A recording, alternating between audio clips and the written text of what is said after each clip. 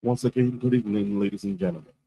We may we all rise for the national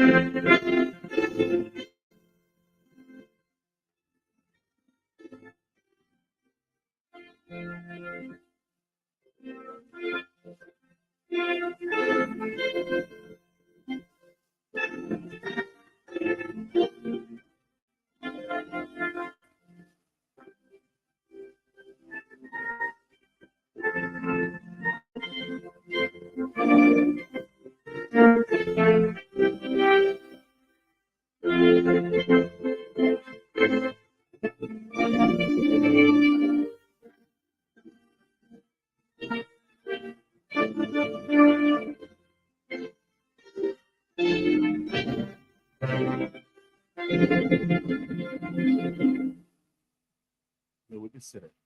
Thank you so much.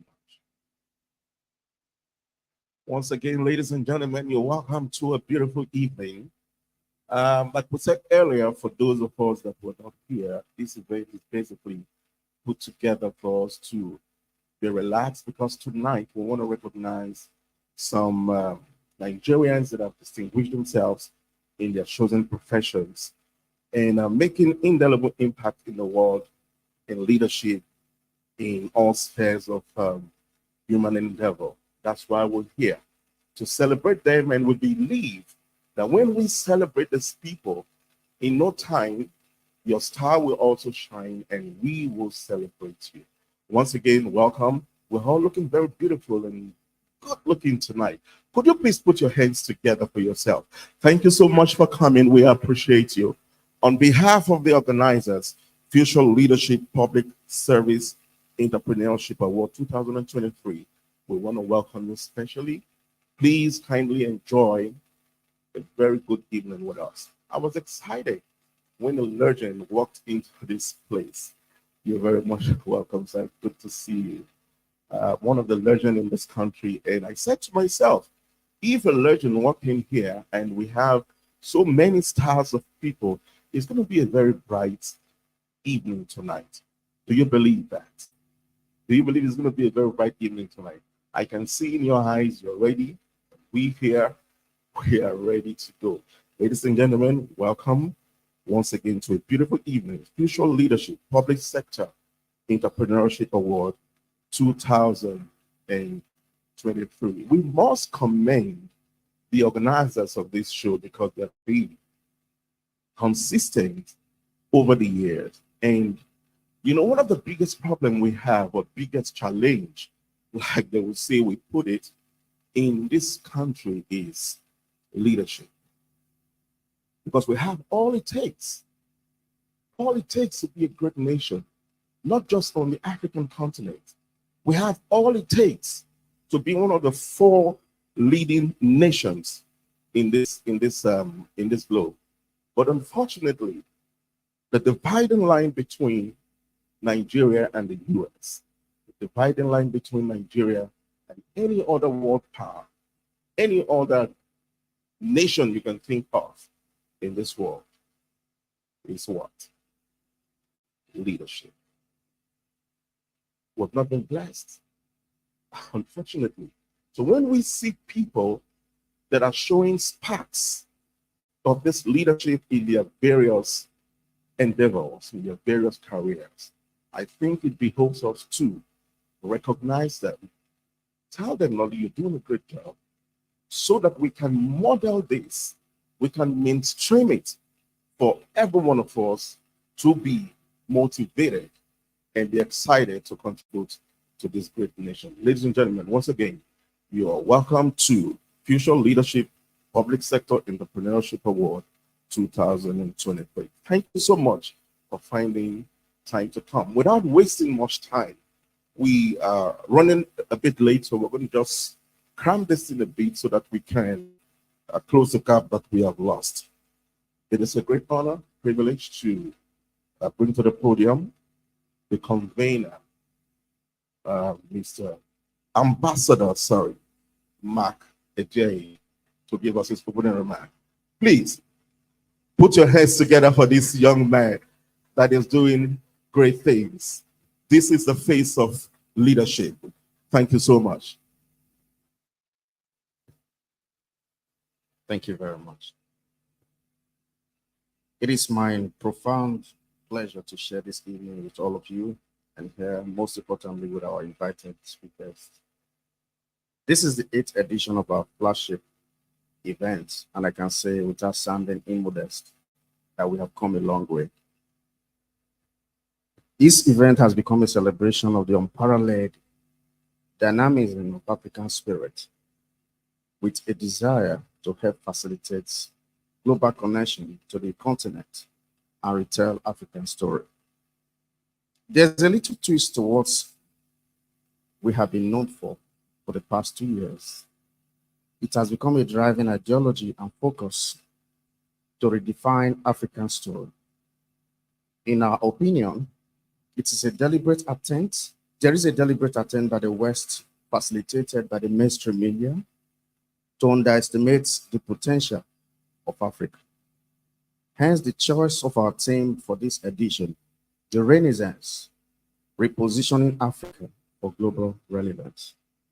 The goal is quite succinct: to inspire and reignite the spirit of patriotism among Africans, as well as celebrating distinguished personality deserving of the prestigious Future Leadership Public Service and Entrepreneurship Awards. This recognition serves as a beacon of hope and proof beyond all reasonable doubt that to live and inspire to chart a course anchored on love for one's country is not an exercise in futility. Remembering the words of John F. Kennedy, ask not what your country can do for you, ask what you can do for your country. We decided to beam lights on the positive things coming out of Africa. That is why we launched a Pan-African magazine last year, not only to bring Africa together to be entertained by Africa, but to also provide a platform for the world to experience the best of Africans. We no longer want to be defined as a continent of dark people. To me, that is an aberration and a very unfair way to describe a continent with so much potential and a whole lot going on. I believe you agree with me. Yes. I will not attempt to speak to the theme of this event, as we have highly renowned speakers of good reputation that will do justice to it. Some of us have chosen to remain chronic optimists. Why haven't these people given up? We've had this going for the past 7 years, and every year we find a way to, add something more to it, or tweak it so that we can make greater impact. That is because, like I hinted, we have chosen to remain a chronic optimist. Somehow we just believe that in our lifetime, Africa will be great. Do I have a weakness here? Yeah, I believe so. We have planned this event with so much intentionality to ensure that you have a fantastic moment of deep learning and be entertained as well.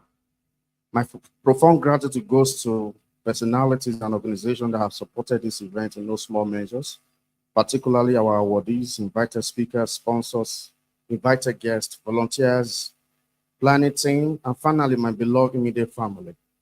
Please join me as I warmly applaud my beloved wife for supporting and believing in all that I do for the advancement of humanity. Finally, sit back, relax, get the best out of this event, and be well entertained. I am Mark Idiahi, the convener of Future Leadership, Public Service, and Entrepreneurship Award. God bless you. Thank you so much. That's a convener. It's behind every successful man, there's a beautiful woman, isn't it? But the narrative is changing. Beside every successful man, that's the narrative. Once again, Mrs. Idea, could you please rise up? Let's celebrate you. Your husband has been looking consistently handsome, and I think it's a reflection of a peaceful, loving home. Thank you very much for doing a great job. Please. All right, like I said, we have lost some time, so we're just going to go straight into some of the business tonight.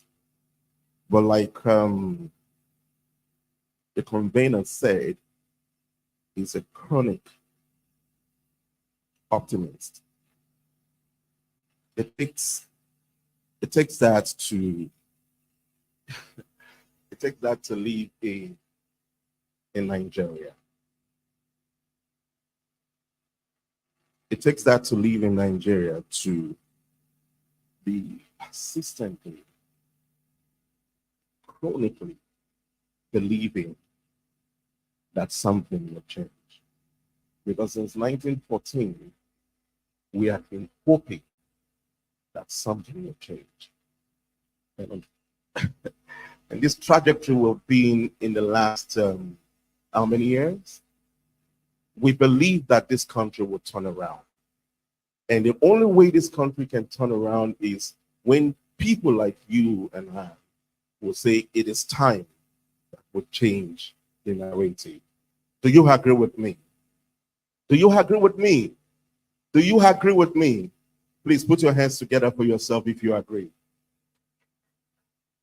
Okay, we're going to just invite straight away the Airlight Music Academy to soften the atmosphere a bit while the first speaker puts one or two things together as we get ready. Ladies and gentlemen, please could you please welcome the Airlight Music Academy.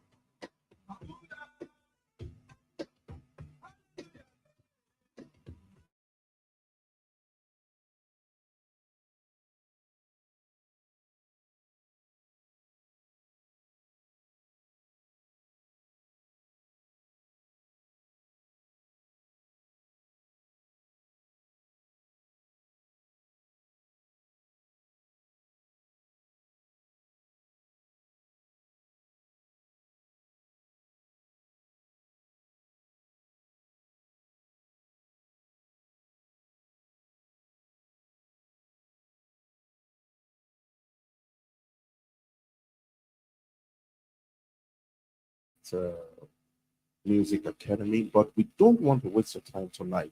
So could you please join me and make welcome our first speaker tonight, Dr. Sammy Anistar. Please put your hands together as it comes to the podium.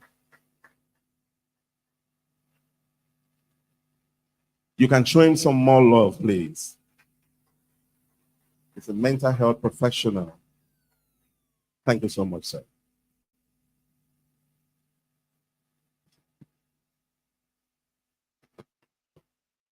Evening, everyone.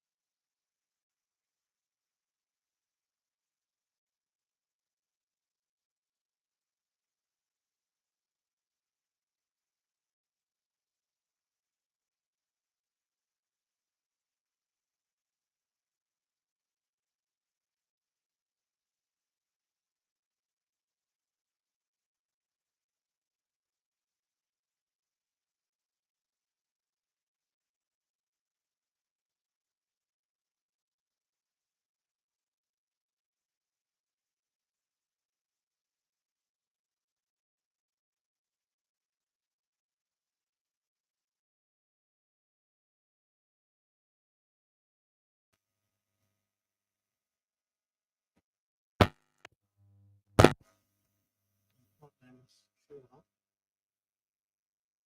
create solutions. Human beings produce solutions. Don't you think your solution? And most of the time, solution is inside you. You bring it out when you find how it works.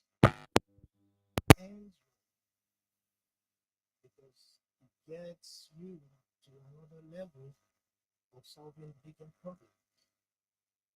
People contemplate suicide when they think, I can't take it anymore.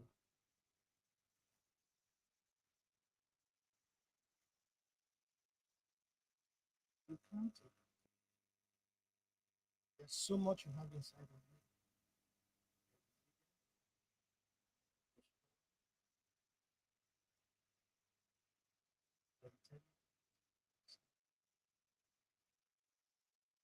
Somebody else has let this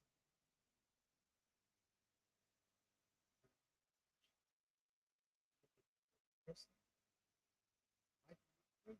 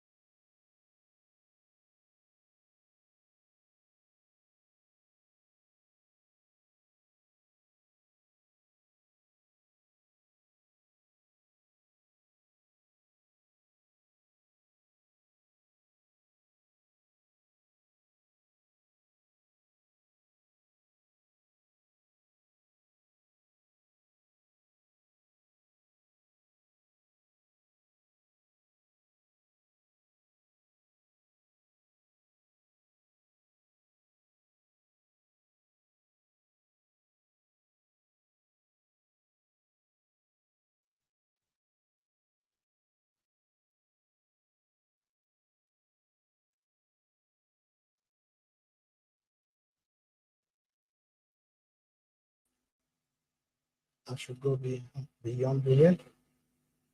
I made some slides, but I'm gonna move fast. If the slides are up, fine. We join with it. One of the things I discovered, African states, I'm very conscious and particular not using the word nation because many of them can be called nation. I looked up the definition of nation from the late nation.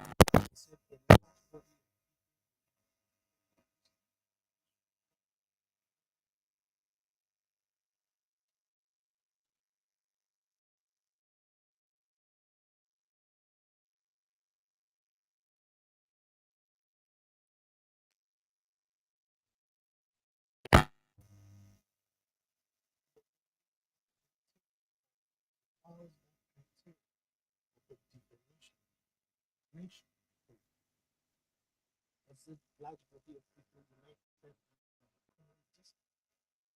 Nigeria has over 250 ethnic groups.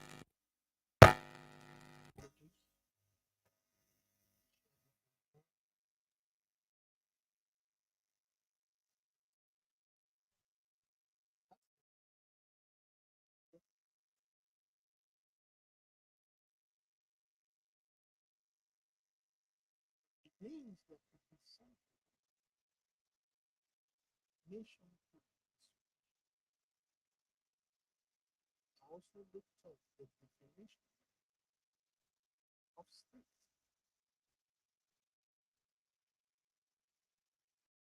When I looked at the definition of state, I think Nigeria falls in as a state. Because all it takes is to map the territory, make rules, laws, people, hold the principles of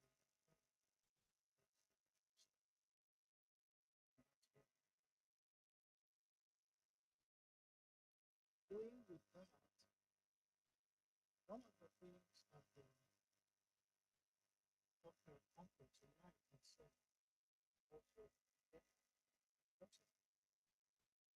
it is difficult to achieve in a state because most of the time the state comes to provide the people, whether it's good or whether it's determination through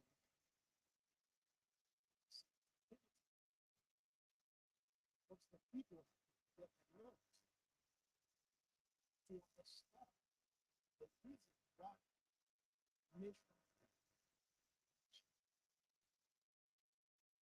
so the spirit, the sense of justice, will be and the freedom to defend and do whatever it takes to protect. Another word that looks like it also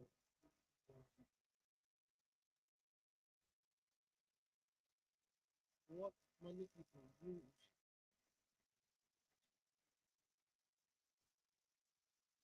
that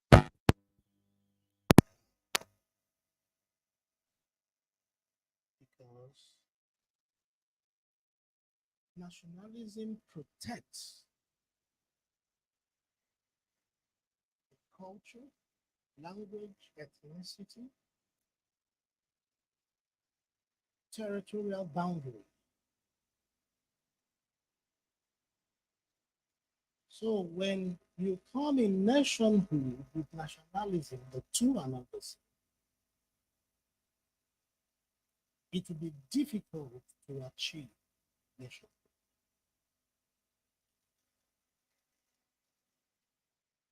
Because when someone gets in there, he protects the interest of people that look just like him, that speak the same language, come from the same area. That is the burden of most of African countries. That's the reason most African countries are finding it difficult to develop.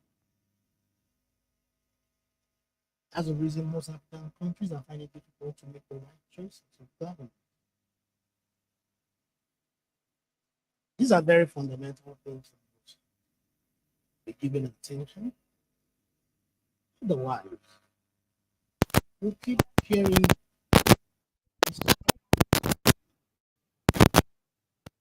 institutions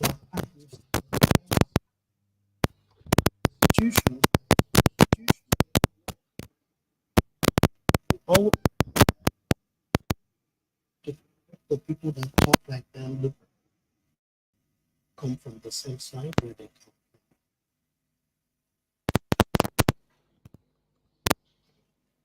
It's going to be a great burden to develop Africa. Africa is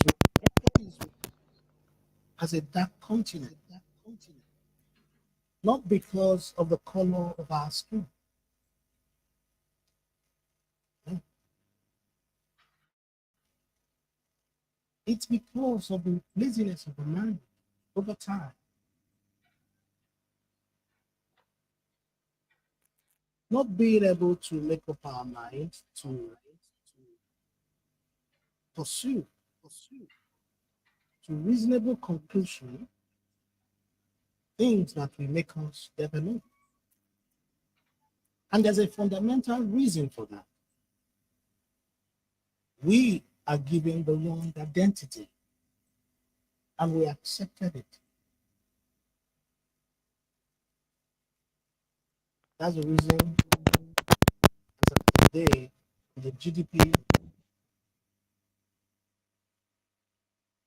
of African countries and nations in comparison with other countries and nations of the world is so embarrassing. Because the gross mental output is not even at the basic, but very low.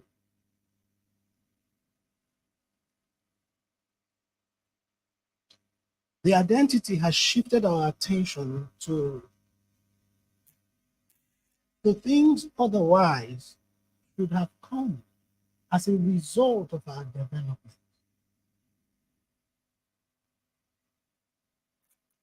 Because we have carried the wrong identity, we are doing so much to live up to it. When I started and I asked you to tell me your name, you didn't need to consult anyone to know who you are. Your name is you.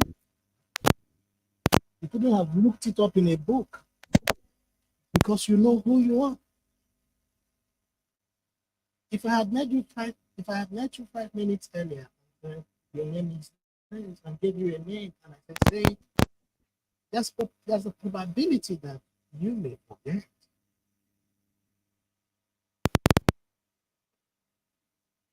But your personal identity is internalized, and that's you. You have to make extra effort to change it. My question, why is Africa trying so hard to change their identity? We couldn't be any better than Africa.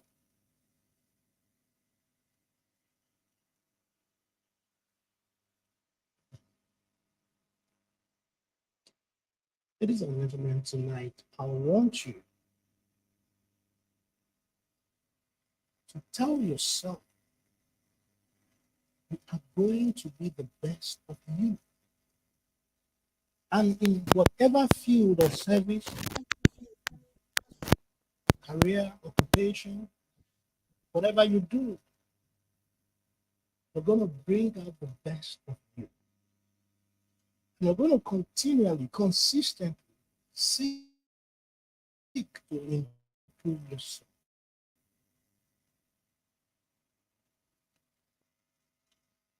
You know, when you travel around Africa, I've sat down several times and conceptualized and imagined how beautiful it would be if we have great cities that are interconnected without boundaries, so we can move freely and just be Africa.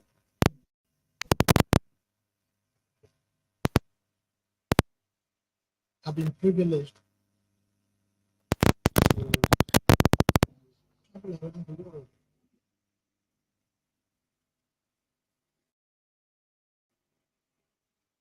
I left Lagos, Nigeria, arrived Stockholm in Holland, dropped my passport,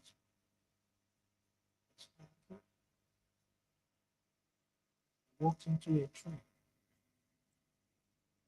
and I was going to Liège in Belgium. I did business in Liège, come to Brussels, rented a car, we drove to Frankfurt, Germany. Left the car there, entered the train, I went to France. And there are no borders.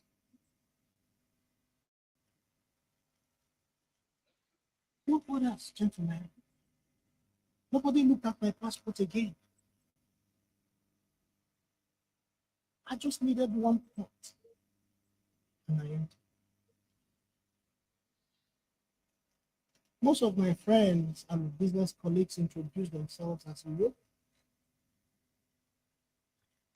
You have to take you extra time to know which part of Europe he's coming from. If he's speaking French, or but his primary identity is European.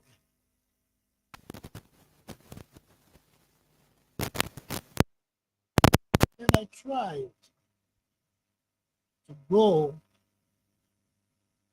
along the West Africa.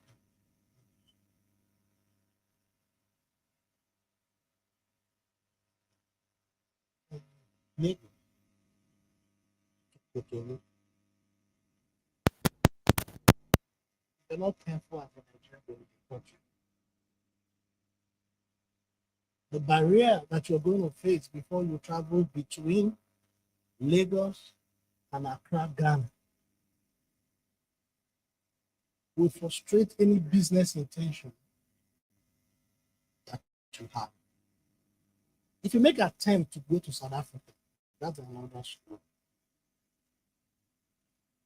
I don't know if you have been to Nigeria, Roger. You have to explain yourself very well, but they can allow you. These are African countries.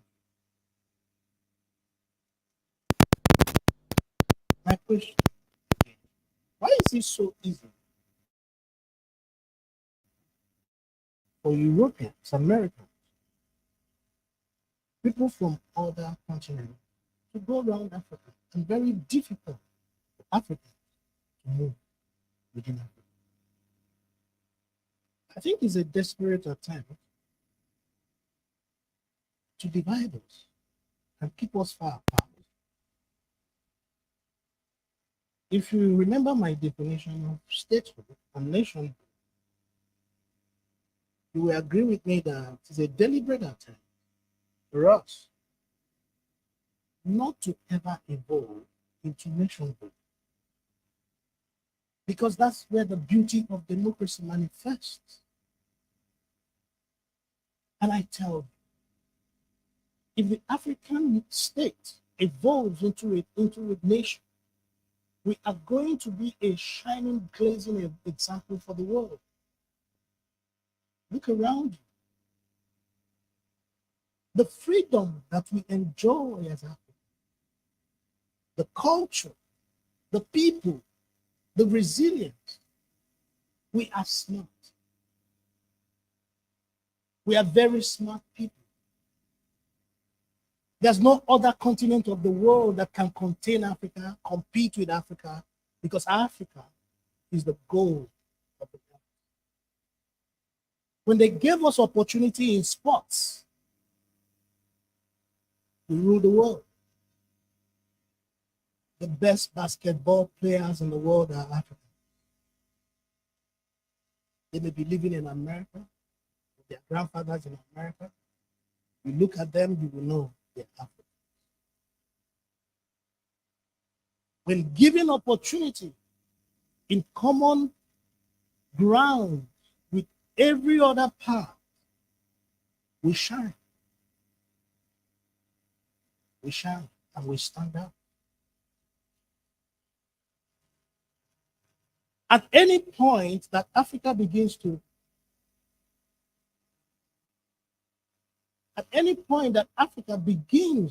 carry the African identity, you see them shine beautifully well.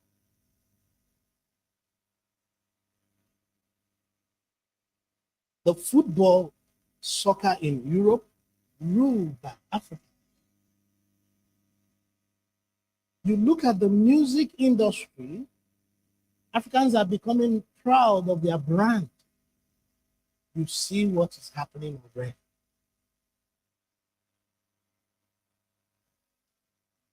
What do you think is going to happen but we stand out and begin to bring solutions, economic solutions that are African made, tailored for Africa. Our economies will shine. My example is Botswana. 8 years ago, Botswana enacted, made a law. No diamond leaves Botswana unpolished.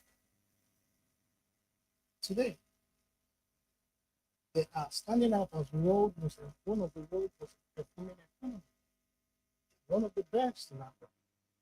Their pula is stronger than most of the other African currencies. Why? They began to make solutions for their problem.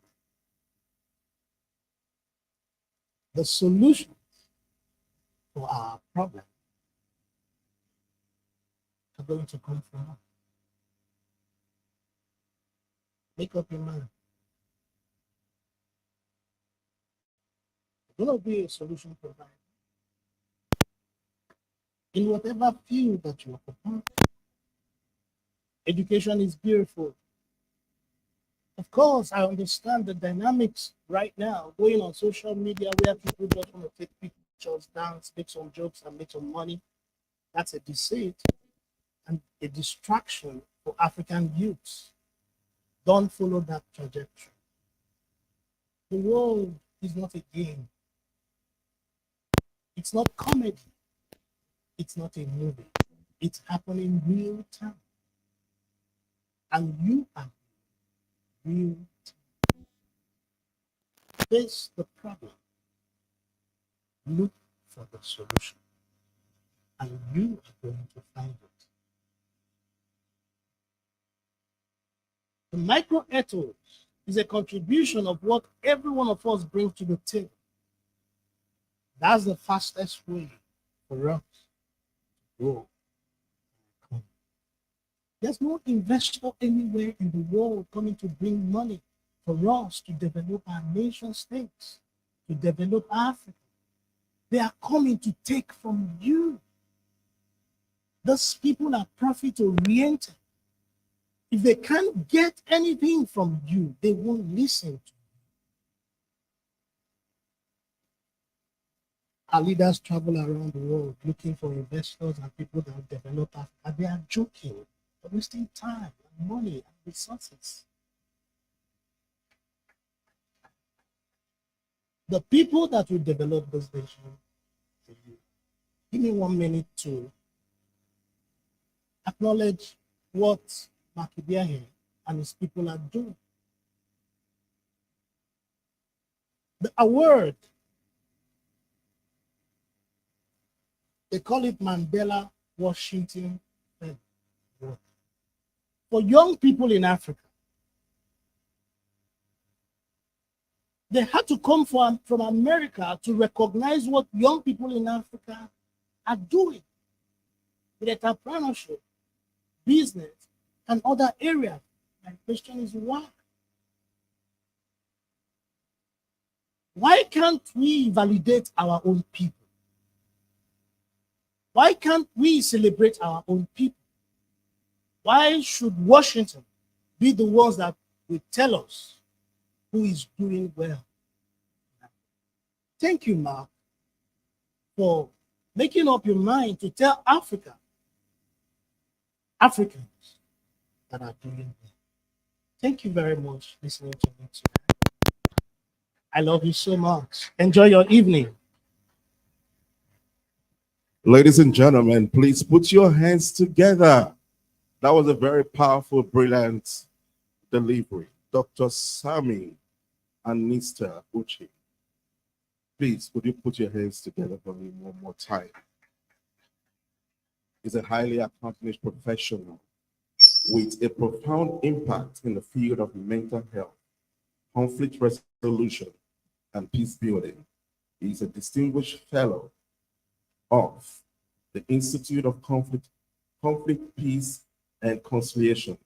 Currently, he serves as the chairman of the Board of Trustees of the African University of Management Science and Security Studies, among other distinguished roles. Ladies and gentlemen, Dr. Anistar. Put your hands together for him one more time.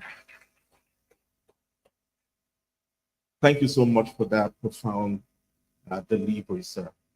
Indeed, we're getting to a point in human history where African nations should not just take everything from the Bretton Woods or whoever outline and see that we should be able to say, this is where we stand. This is what works for Africa. You know, like the discussion about free market economy, it will amaze you to know that we cannot operate the free market economy wholesale because there is no serious economy in the world that operates a free market economy. Very few. Even the largest economy, US, name them, France, Britain, and the likes. They don't practice such economic doctrines or principles. But when we, because we are leading with bad leadership, and we go cap in hand trying to get loans and credit facilities, and they give us all these things in Africa, and our economy never seems to remain the same. Once again, put your hands together for Dr. Anistar. Now, you notice that I walked away like a single man when I left, but I came back looking very confident, with a fresh face, no pimple, good looking, beautiful. Oh my goodness. Only me that plenty compliments tonight. You were not here when somebody asked me, she said, I can ask anything I want tonight. Wow. You were not here. You know, Okay. we went around talking with everybody, and I whispered to her. Yeah. Oh my goodness. And God brought your wish to pass. Congratulations. Thank you so much. Ladies and gentlemen, my name is Dave Barrow Thomas. I've been waiting for her before I do this introduction, and I have a lovely lady with me tonight. Hello, good evening, everybody. I'm sure we have been having a great time. My goodness. Oh my God. I came with so much energy, and you guys just want to kill the plenty energy I had. So let's do this again. Good evening, distinguished ladies and gentlemen. I'm sure you have been having a great time. Oh, you're not saying it like you mean it. We are coming up, we are getting there. Distinguished ladies and gentlemen, looking beautiful in your beautiful apparels, and you left the comfort of your house to come here tonight. Please, I want you to applaud yourselves. Thank you so much. I must say that I'm so honored. It's a great pleasure to be in your midst tonight. And to the glory of God, I will be one of the compares for this event. And my name is Onyechi DK. If you love good things, you can put your hands together for that. Hey, I'm not going to accept that clap. Thank you very much. I have a very high esteem and a high prestige. Yes, I said if you love good things, put your hands together. Yes, that's more like it. You know what? This is you're changing the whole atmosphere. Ooh, You know why I'm a beautiful. bit tempered tonight? I drank the Jebu Gari. I'm so sorry. You know, I don't think I So can tell me what the theme of this event is? It's a French word. I know you find that hard to pronounce, but you can try. Yes? You can try. What's the word? What's the theme of this event? Oh, people are saying different things. The Renaissance, right? Did I get that right? The Renaissance. Okay, so we're going to make some progress. Onyechi, you're very much welcome Thank tonight. you. The Thank you, people are sir. ready to have a good evening. They're ready to have a wonderful evening. Yes, but we're I switching think- this event up at this point. Yes, can you take the honor to Yes. get these guys here? Okay, before we proceed, I would like to recognize some distinguished personalities in our midst. We are all distinguished, but these persons are very dear to the heart of the convener of this event. Please, if your hands are not too busy, I would like you to put your hands together for Ambassador Dr. Ivy Uyime King. Is that how you celebrate goodness? Comedians used to say you should clap the number of years you want to live on earth. I want you to celebrate her. Can she signify her presence? Thank you so much, Ma. We celebrate you, Ma, and we are glad to have you in our midst. We would also like to celebrate and recognize the presence of Mr. Frank Abraham is here. Thank you so much. I will love you and we celebrate you. I don't know what's wrong with these comedians when they say you should plan the number of years you want to live. When will I stop? Where? How? Who does not like to enjoy? So there's enjoyment on this earth, right? We can agree to that, right? But there's greater enjoyment somewhere else. At this juncture, I would like to invite. We can What? invite Yeah, them right sure, now. why All not? right. We would like to invite a very beautiful dance crew. We'll be having talks. Let's do something different.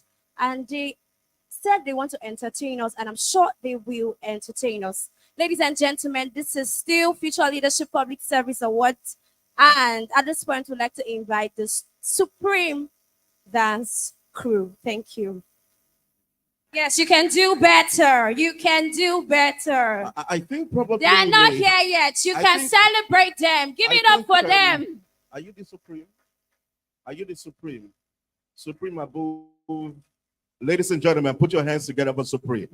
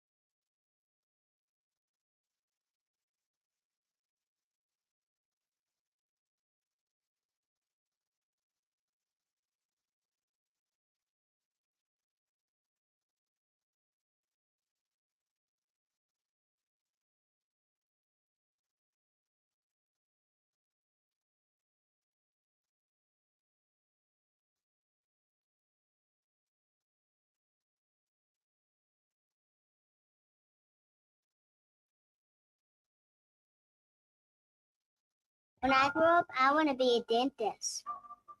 When I grow up, I want to be a ballerina teacher. When I grow up, I want to be a police officer. When I grow up, I would like to be a veterinarian. When I grow up, I'm going to be a black belt.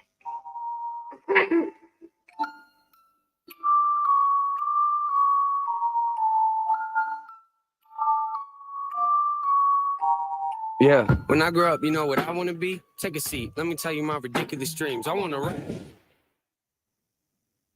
What is light? That which makes manifest. We are children of light. If you are a child of a dog, you are a dog. If you are the child of a cat, you are a cat. No doubt. If you are the child of a chicken, you are a chicken, right?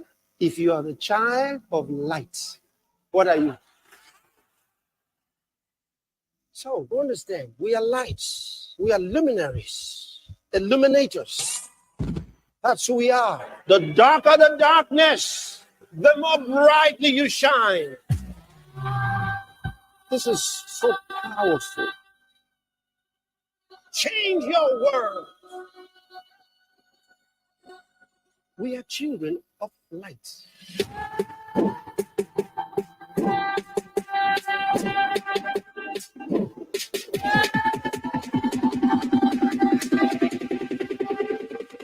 Change your world. Because you are the light of the world.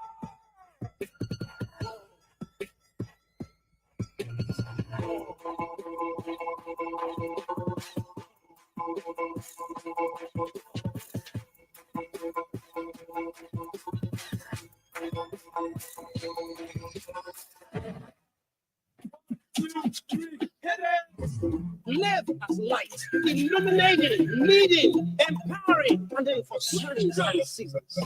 Be filled all the time with the Holy Ghost, with the Holy Ghost, Holy Ghost. What? Be loaded with power. 2019, you're solving problems. You're a problem solver. 2019, you're solving problems. Glory to God. Glory to God. Glory to God. Glory to God. Live as light. illuminating, leading, empowering for science and civics. Wow.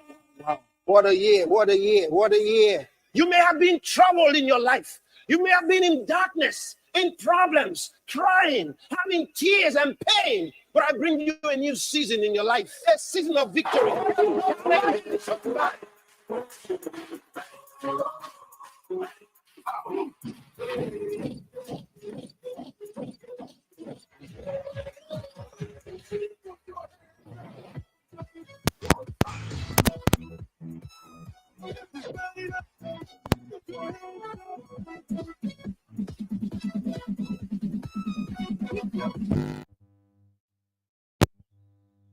Light of mine is burning brighter, brighter. This great light of mine is burning brighter.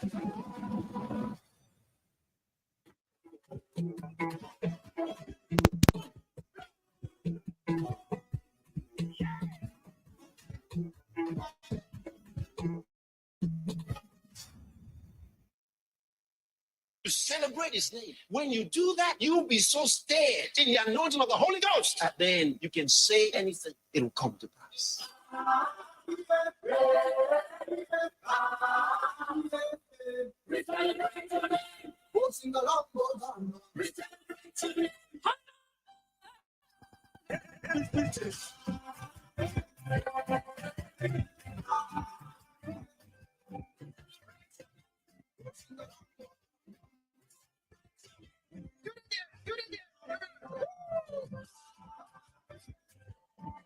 If you learn to do these things and do them consistently,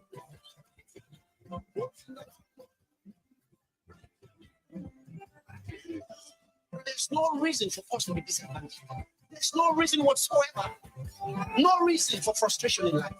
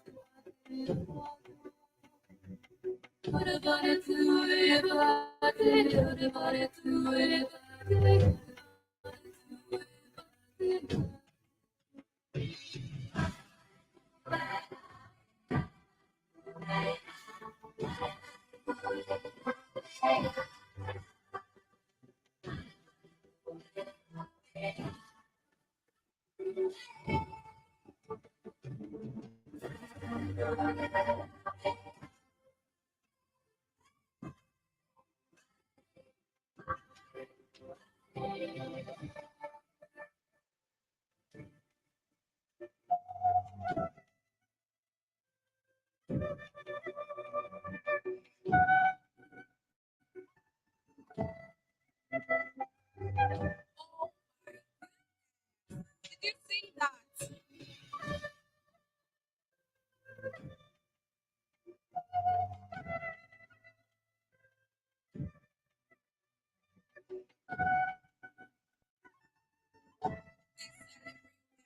Celebrate.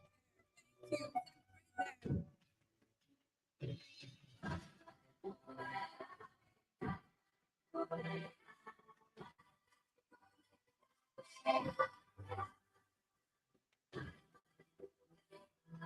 you.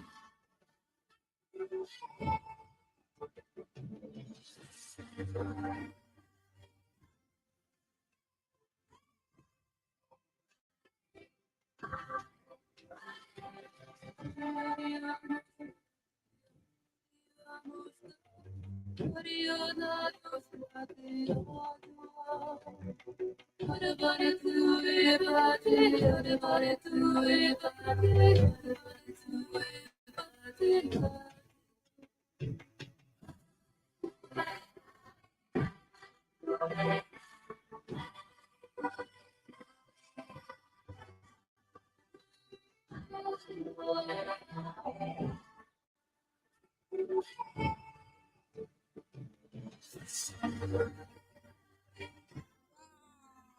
is amazing.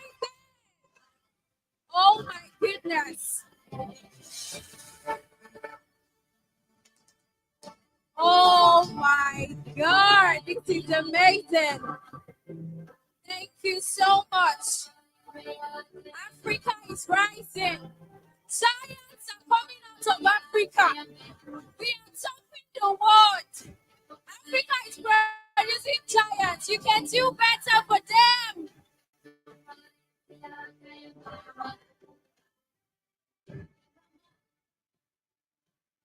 Wow.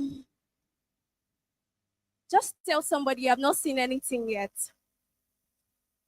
Hey, you people, I told you I'm very high on energy, so I don't like it when people try to dull my energy. Tell somebody you have not seen anything yet. Okay. I was in an event recently and they kept driving home this message that Africa is rising. And it's beautiful to see that somebody else in Africa is also pioneering this message. And I want us all to make a collective effort to where we are driving that message that what Africa is rising. Great things are coming out of Africa. Can I get that?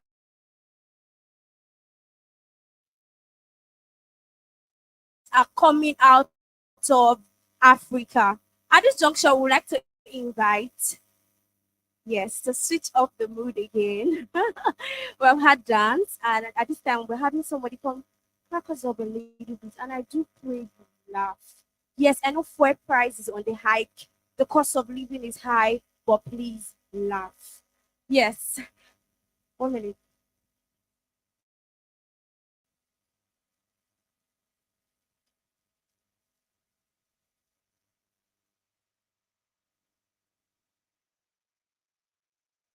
All right, yes. So sorry for the break in transmission.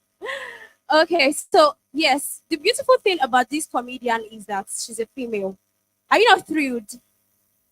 Are you not thrilled? So please, you are going to help me welcome and encourage her very well. Like I said, Africa is rising, and these are the beautiful things we want to see coming out of Africa. Please help me make welcome with a round of applause the First Lady comedian. Oh, you're not celebrating her enough. Please, I want to say something.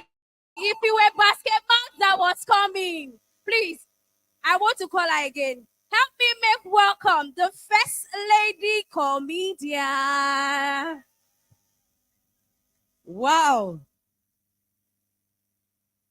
Please, they say make some noise. Make some noise for First Lady comedian.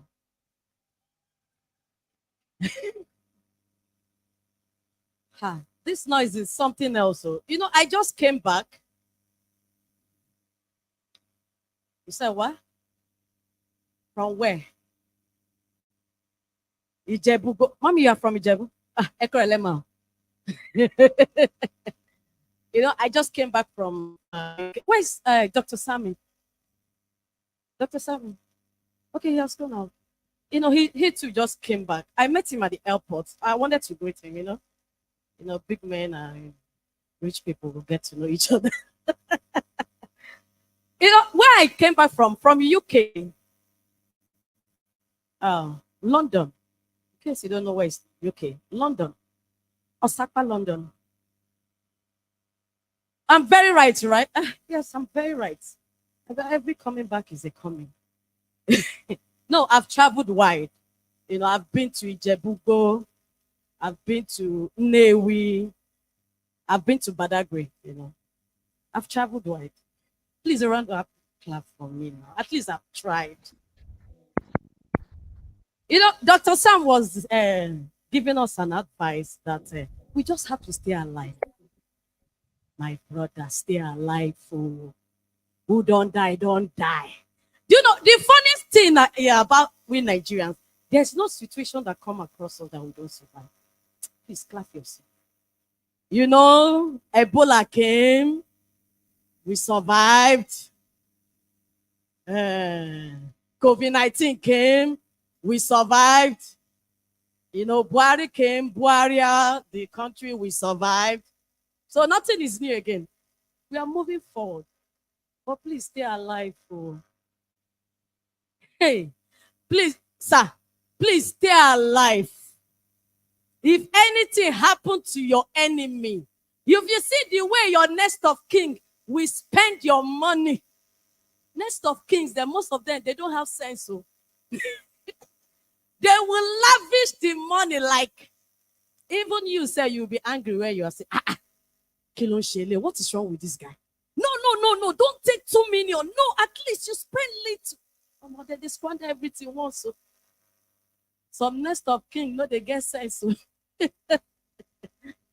don't be smarting. All right, if you know your most women marriages, you got married from 1905, 1976. No, before the independence, before 96. And you are here. Please, let me see your hands. Let me see your hands. You know, do you know that those days, the women of those days are very, very, very calm. I didn't say these women of now are not calm, but there's a big difference. You know, when those days, if they want to snap picture, this is how they do. Please, let me just, I want to sit here. Now they want to snap picture. Very simple, no stress. You see the woman sitting down like this. And the man will come by it and just put hand beside the woman. And the man will pose like this. Otito. But ladies and gentlemen, since after 1960 till now, our Nigerian women depend on social media, Z-Word, Telemundo, Big Brother.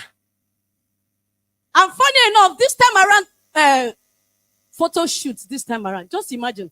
You know, those days when we're growing up, our parents will show you, look at this picture. Look at me and your daddy, you know, when we just met. And at that point, we just see them like this. The woman will be sitting, you know, very understanding. Now, look at our ladies this time around. No, look at your phone. The kind of pictures in your phone, how will you explain to your children? You see something like this. Our ladies, so you see something like this.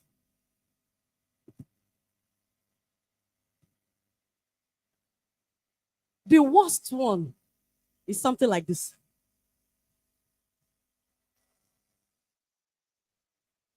No, tell me, how will you explain to your child?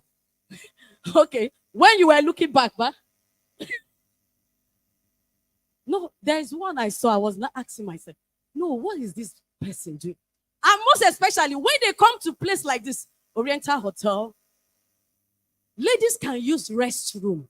They know they go pee, so any lady you see, please, can I make use of the restroom? You want go snap photo. You see, when they not get to the restroom, you will not see the lady by the toilet side. You know, toilets are different. You know, this kind of one, you can take your food there and sit down and eat. I'm a come mainland.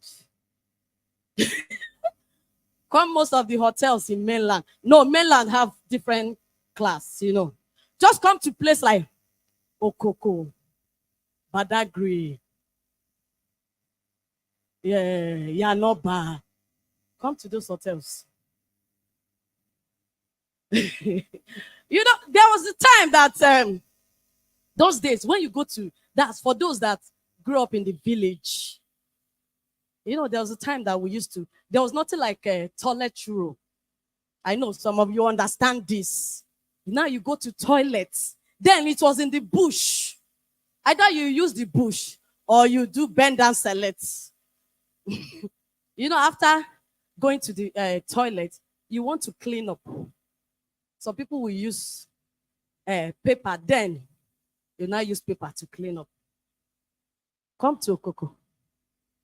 This time around, you don't need tissue paper in the toilet.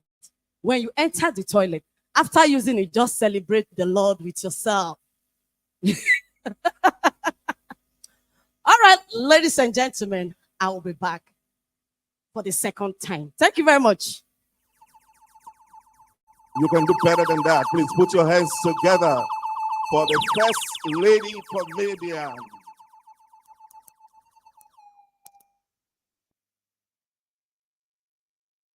Ladies and gentlemen, thank you so much for being patient with us tonight. I think she did very well, and we should encourage people like these.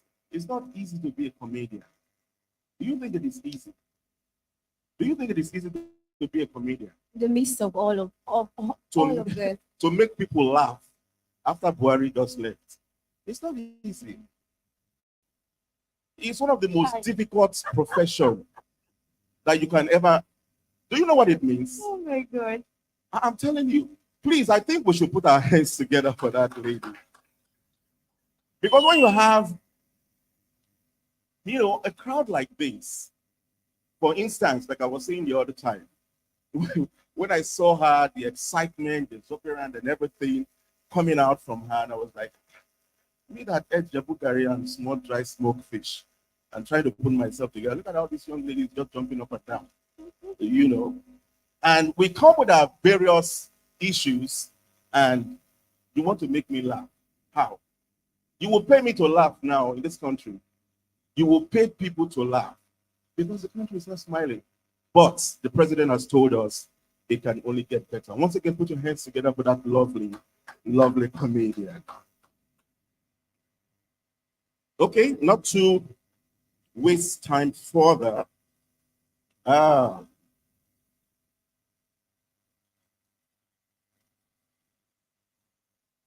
Okay, we're going to go straight to the award presentation tonight. We're going to start with the first categories of awardees, the very reason why we're here tonight to celebrate these wonderful people that have shown leadership in their various chosen profession and career. And like I said,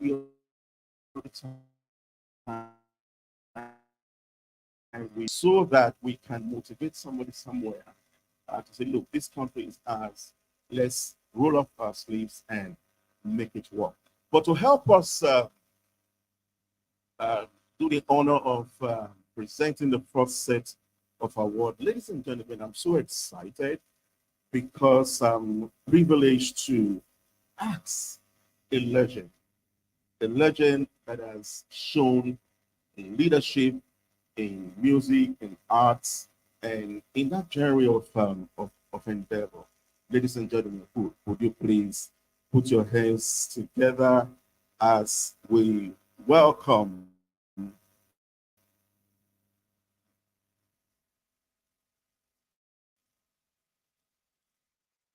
Are you waiting for me? Are you waiting for me? If you don't tell me to say anything, I will not say. Should I say something? Can I say something? The other time somebody said he wants some dollars. Can I get some dollars to say something? Ladies and gentlemen, Dr. T-Mac Omashola Isele, a legend by all right, by all standard. Please, could you put your hands together for him as he makes us the honor of presenting the first set of categories of award that we have tonight. Thank you so much for being here. I really wanted it to sink deep for them to get, I was asking him, I said, it's been like this. Do you agree with me? When I did like this man did like this. And he hasn't changed. And I was asking him, sir, what's the secret? He told me the secret. I don't know if he will say the same thing. So what's the secret, sir? It's very simple. Exercise, good food, and moderation. You should not actually get old. If you grow old quick, means you're making a mistake. So you have to watch, what am I eating? Am I drinking too much? Am I overdoing things? So moderation is the key. It's very simple. Did you get that vibe? I grew up, sir. I didn't hear you. Maybe like you, sir, when I grew up. How old are you?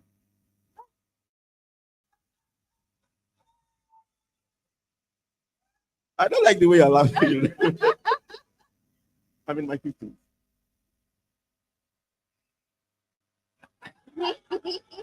I am 75. Nah. I have no business standing near him. Oh. Wow. Please, can you go closer to me? Ladies and gentlemen, thank you so much. We're going to start with the first.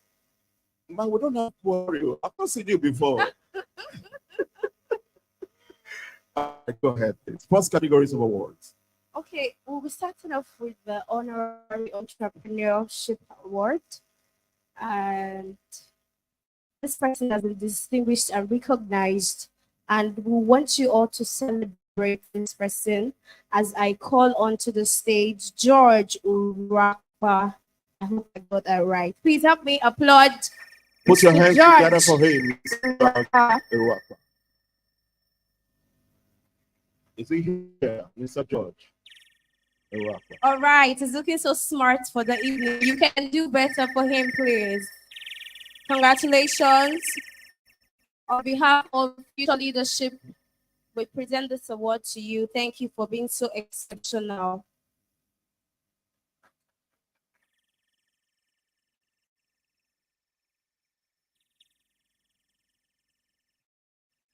Thank you, sir. Thank you, Dr. T, for the honor. And we'll be moving on to the next awards categories. And I would like you to know that these awardees were nominated. The person that just came up on stage was honored with the award, but these awardees were nominated and they emerged as the awardee for that category. I'll be starting off with the Digital Content Creator Award. Wow. And the awardee for the Digital Content Creator Award goes to Steve Undukur. I apologize. Let me be apologizing in advance for all the names I'm going to butcher tonight. Please help me make welcome Mr. Steve, the Digital Content Creator Awardee. Up next, we have the awardee for the Icon of Women Empowerment Award. Wow, this wonderful woman. Help me make welcome Mrs. Juliana Uyebo. Please, you are not celebrating greatness. For some of you that want to be awarded in your life, please sow these seeds of celebration. Help me make welcome Mrs. Juliana Uyebo. She's still coming. She's still coming.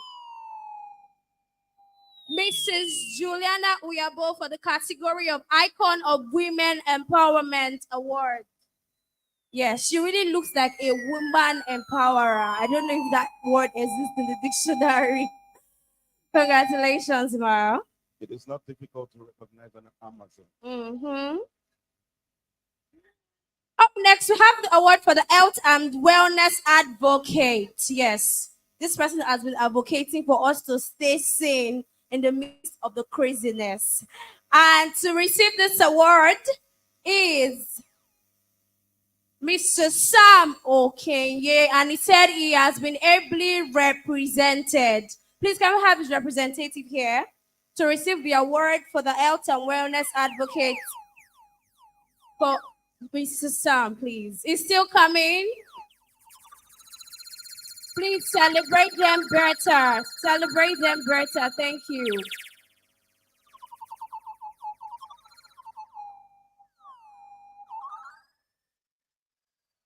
All right. While we're waiting for him, we'll have the next nominated award, the Literacy Excellence Award. Wow, this sounds so big. And the awardee for this award, I would like you to know that is an elder. Please, we have to respect old age at this point. Elder Wanchuku Eze Aja. As it's coming, for gray hair to signify that it's an elder.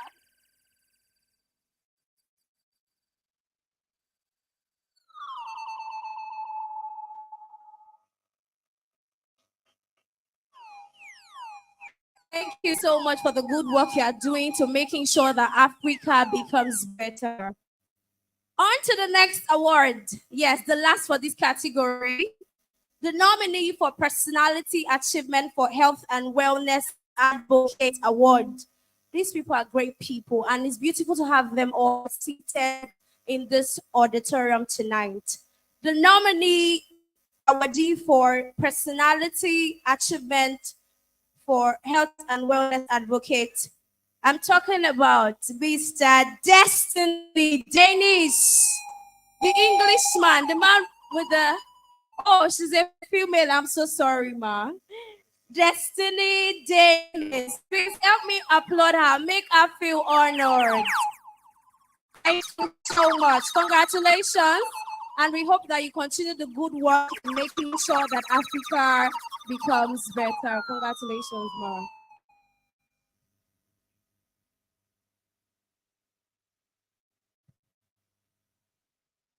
All right, thank you, ladies and gentlemen. Please, could you put your hands together for Dr.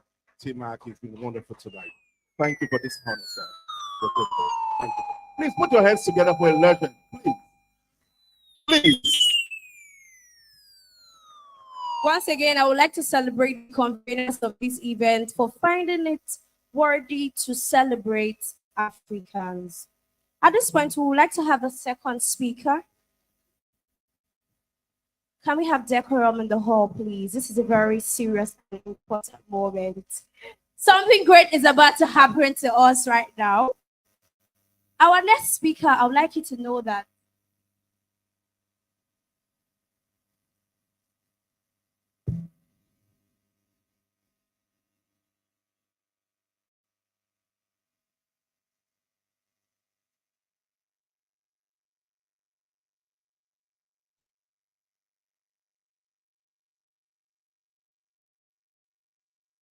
All right, before we bring up the second speaker, ladies and gentlemen, it's a great honor to acknowledge the presence of the President of African Women in Maritime, Mrs. Rollins McFall.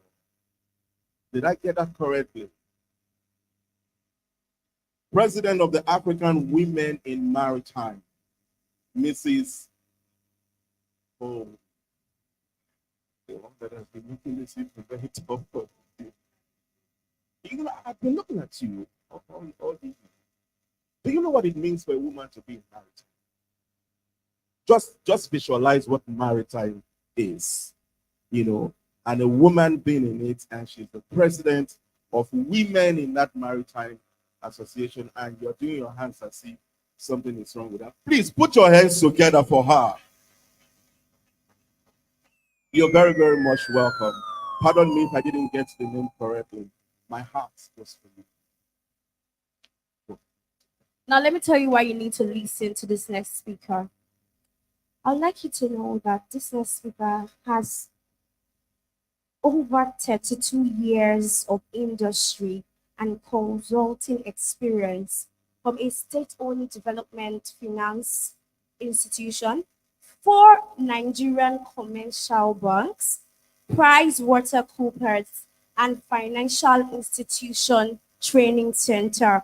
I thought you would applaud that. 32 solid years of experience. Now, I would also like you to know that this speaker that I'm bringing up on stage is a certified performance technologist, international consultant, policy advisor. Keep clapping. I know you want to celebrate greatness. She's an author, and she was recently appointed as the CEO of Africa Private Sector Summit, a private non-profit organization promoting trade and investment in Africa. Now, I'm talking about the distinguished, let me pronounce the word well.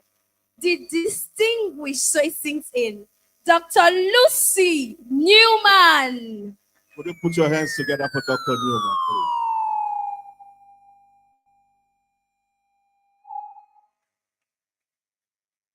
It wasn't difficult for me to know that she is a doctor, because the first interaction I had with her this evening, she was giving me some lectures.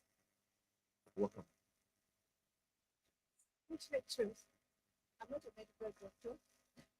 It's PhD, so if you ask me for CPR, I don't know how to do CPR. So let nobody look for me for CPR. Good evening, everybody. It's a pleasure to be here. Thank you so much. I'm honored to be here, and it was a pleasure to meet Dr. T. Mark, my friend on LinkedIn. I see you face to face. I've also seen you at Transport. We met at Transport. Yes, MFR. How can I forget that? Can we please put our hands together for Mr. Mark Idiahi? And then clap more for his wife. Oh, she's a princess. She looks very elegant. It's an honor to be here this evening. And this evening we're celebrating each and every one of us.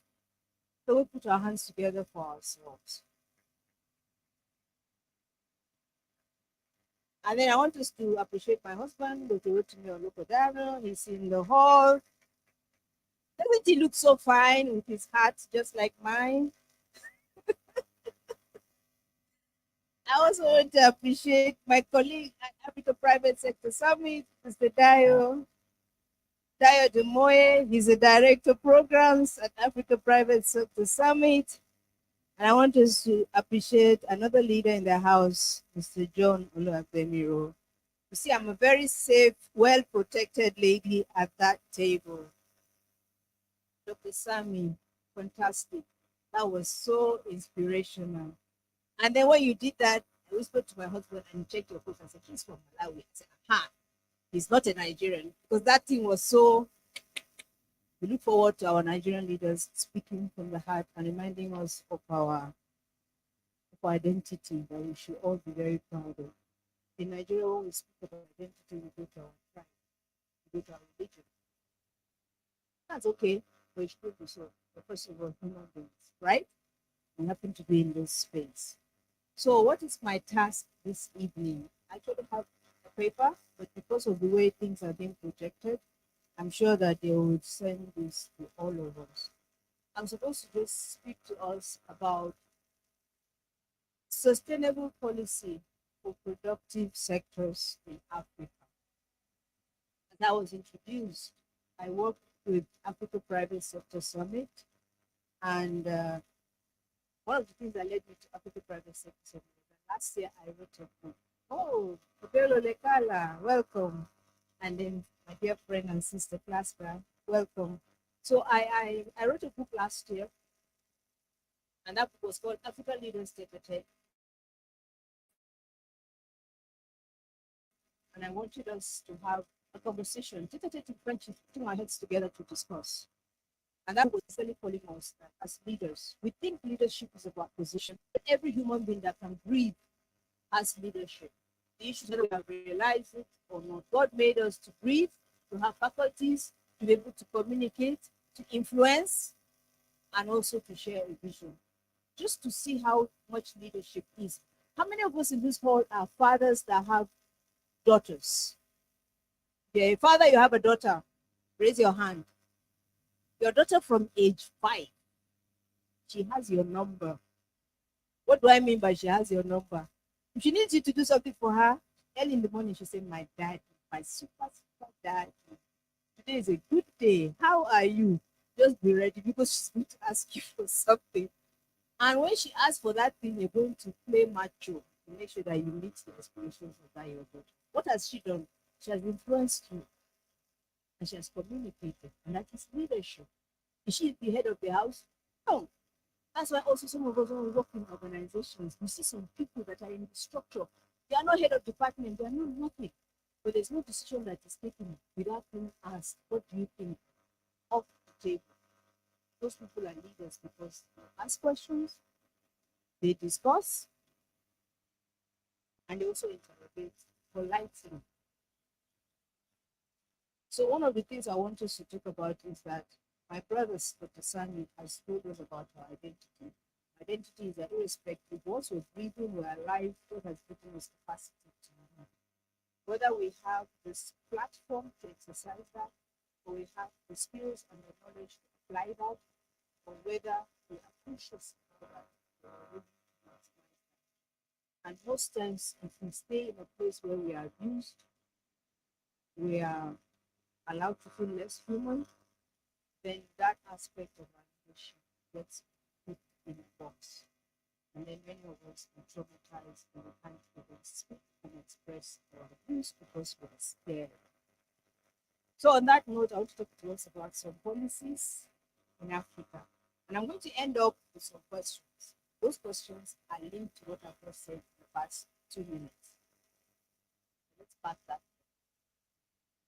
In my slides, whenever you have them, you will see that I have Africa Rising. I have reflections about Africa.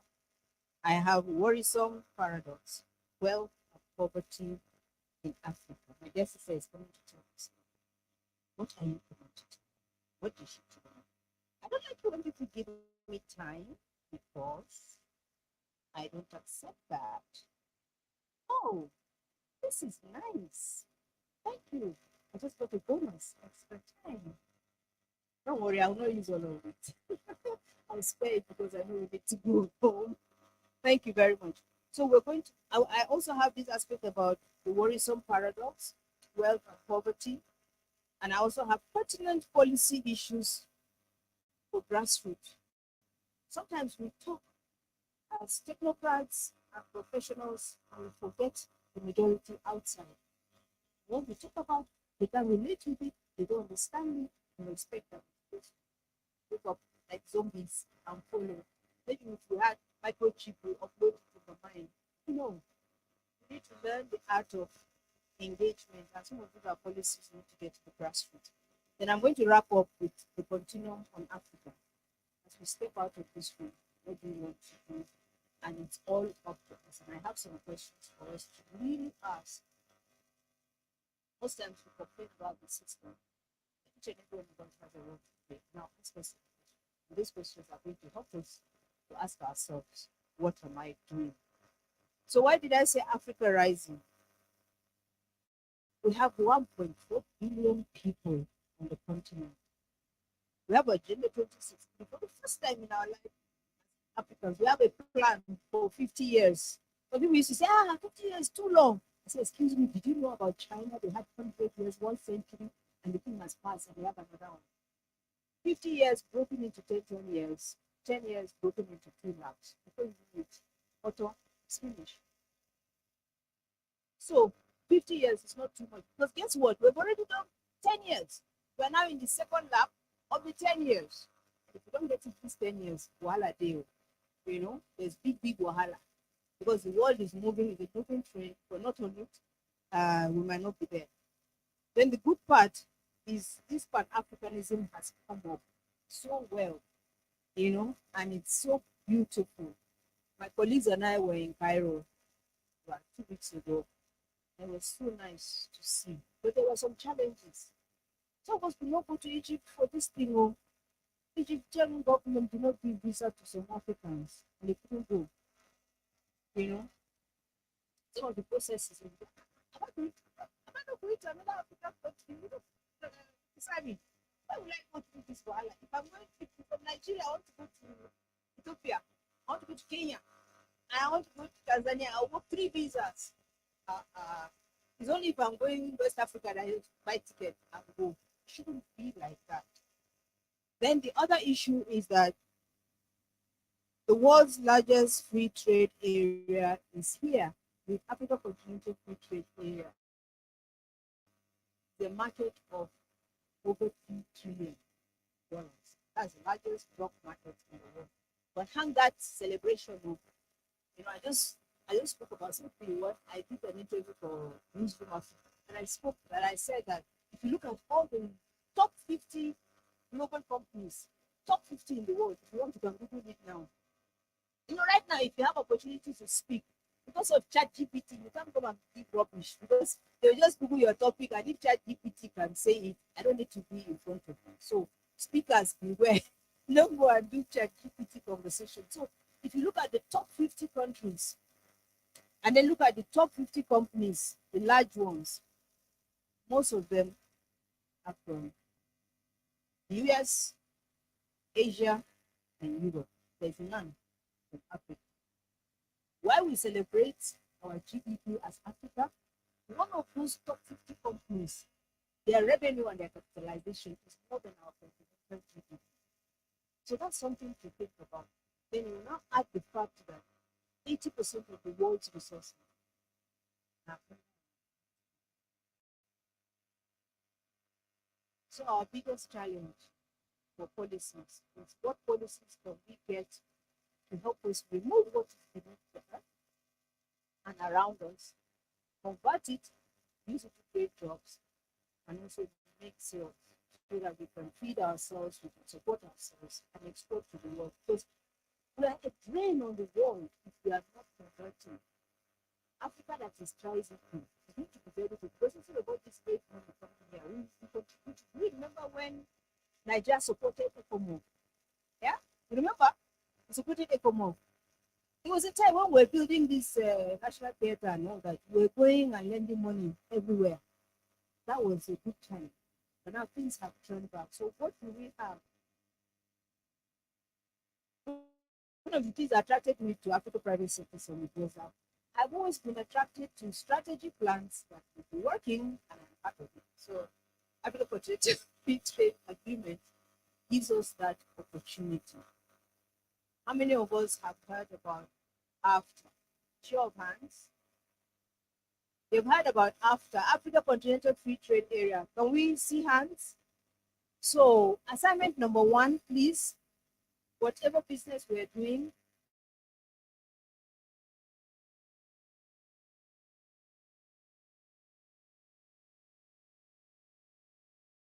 whether we're a bank or a SME or a company, to free trade area, see how many countries have ascended to it, how many countries are actually implementing it, and what benefit it is to you as an individual. That was part of the reason why I wrote African Leaders Together. That many of our governments and our systems are not doing well at inviting us into the conversation. You know, there's a way they can break this down that even if I'm selling boli, I know that my selling boli is contributing to that. And this guy that is in front of me might be a diplomat from another country. There's a lady that was making moimoi. That moimoi took her to White House. So if I understand how connected the world is, then I can be my best, even what I'm doing is very small. The example I always use is the story of NASA. NASA has a vision that they want to put somebody in the galaxies, on the moon. The security guard that is in front of NASA, parking cars, if you ask him what is NASA's vision, he will say, as he's parking cars, he's contributing to putting somebody in the moon. So our leaders need to come to that level of engagement that we all know my little role in the whole space. The other aspect I want to speak about is that our young people, I want us to reflect about Africa. Africa has 6% of the Earth's surface. And if we look at the landed surface, we have 20%. And our contribution in terms of production is not proportionate to that. Also, some people are having a party and it's coming into this room. One thing they also say is that when they talk outside, they say America, UK, and Africa. We used to be angry. Excuse me, America, UK, China, and Africa. I said, hell no, Africa is 54 countries or 55. Why are you putting us together? We're all jurisdictions, independent entities.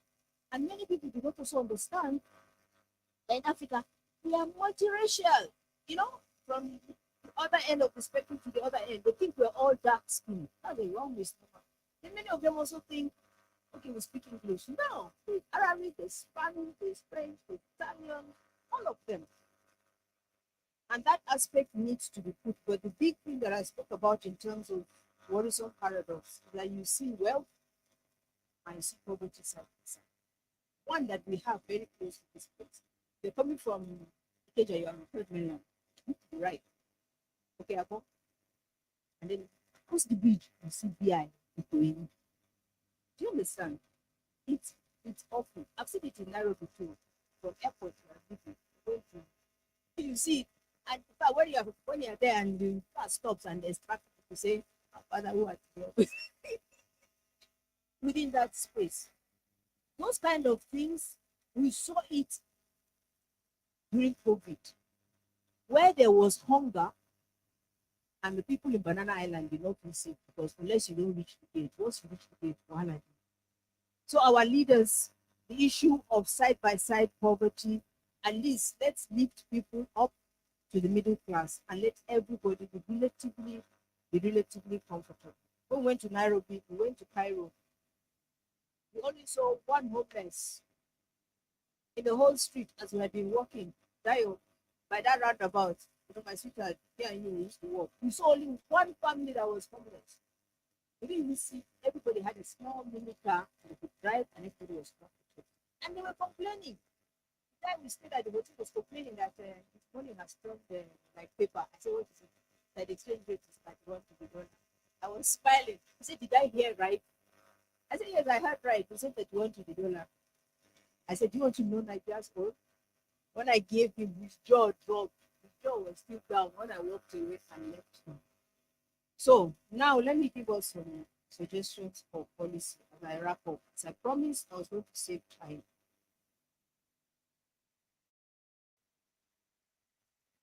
Many of our African Union, let me say this with good suggestion. Those of us who have access, and I'm sure that now the world is won by the media. I have suggestions for policies. African Union has 5 sub-regional blocks, and each one needs to have its own regional strategy. We have our Agenda 2063, we have it in 10 blocks of 5 blocks of 10 years. Each sub-region needs to come together and translate its own regional strategy in that space. East Africa is doing a fantastic job at that. SADC area is doing fantastic. ECOWAS is still feeling cool with ourselves and talking to ourselves. When we do that, then each country will now take its own. This one that this country is doing 5 years, that one is doing 4 years. At the end of the day, it's confusion. Then each country needs to update its constitution to enable subnationals to play their role in this journey. Why do I say that? We have Agenda 2063 way back 2014. Some of our countries, their constitution is 30 years old. So how do you expect a structural arrangement in that constitution to support this strategy that is going? It's like asking somebody with a broken knee to run a marathon, because the structure of the constitution cannot deliver on this process. So go back to the constitution. Ideally, what is ideal is for you to have your constitution reviewed every 10 years and to be followed with a census every 10 years. There's some countries in the SADC region every 10 years the census. And then one particular country, I was so cheap. I do some work. I work for Africa Peer Review Mechanism, and I've done 2 countries. I've done Namibia and South Africa. One of the countries that I shall not name, they have a constitution. The constitution is a booklet, very small like this, in English and in their language, and everybody understands it. The trader on the street knows that constitution. And at the end of the day, do you know what they do every 10 years? Every 10 years, they have town hall. From the municipalities, they have town hall. They come up with the top 10 things that should be reviewed in that constitution, and they now build it to the regions. They come up with the top 10, integrating. They come with the national top 10, and those top 10 things are the ones that are going to be reviewed in that constitution. It starts from ground up. And it starts from ground up because they all know it. It's a booklet. Everybody knows it. And I came back with it. I was like, if I knew, I would have come with a sample here. It's so small, like a pencil. The other thing is that they do census every 10 years. You know what they use their census for? They don't use the census to know how many polling booths. They use the census to know demography of people. How many people are here? How many hospitals do they need? How many schools do they need? Do they need pipe or water? and I was shocked during COVID. Each citizen got money every month for 3 months. And then I was shocked. The indigent students, children, that their mothers and their fathers are dead, they have an allocation for child. So whoever is the guardian of that child, if I call the currency, you will know the country. They get 350 of that limit per month per child. No child left to be born. That's in Africa. Then there's another country whereby they have the list of all the animals that are in the country. Each animal has a tag on the ear. If you take that tag, you key into the database, that tag number will tell you the owner, the race, the breed, and where it is located. And whenever they kill that animal at the abattoir, they clip off that tag, put it in the store, and remove that animal from the registry. In our dear country, we don't know how many we are. We always use Africa. I'm just telling us the things that are happening in Africa so that we can be challenged and pick. And in an African continental free trade area regime, the countries that are good will be attracting good. The ones that are not so good will be blacklisted. If you need their visa, you are in trouble. You get to the airport, they put you aside and finish their security background check before they put you in. I shall not name those other countries. Now, the other one I'm talking about is our ministries, departments, and agencies. Ideally, we should cluster our economic activities in thematic forms in such a way that they are progressive. If you look now, there's primary sector, secondary sector, tertiary sector. That has been on since I was in manufacturing. Since I learned how to do ABC. The holistic way of categorizing our sectors is extractive, everything that comes out of the ground, to secondary, which is processing, agro-allied manufacturing. The tertiary one is services, logistics, transport, everything, commerce. The fourth one is technology and knowledge for research. Then the fifth one is policy at governance level across the sectors. If you do like that, you'll be able to see how things progress. We're talking about diversified economy, from story to story. That is a fact.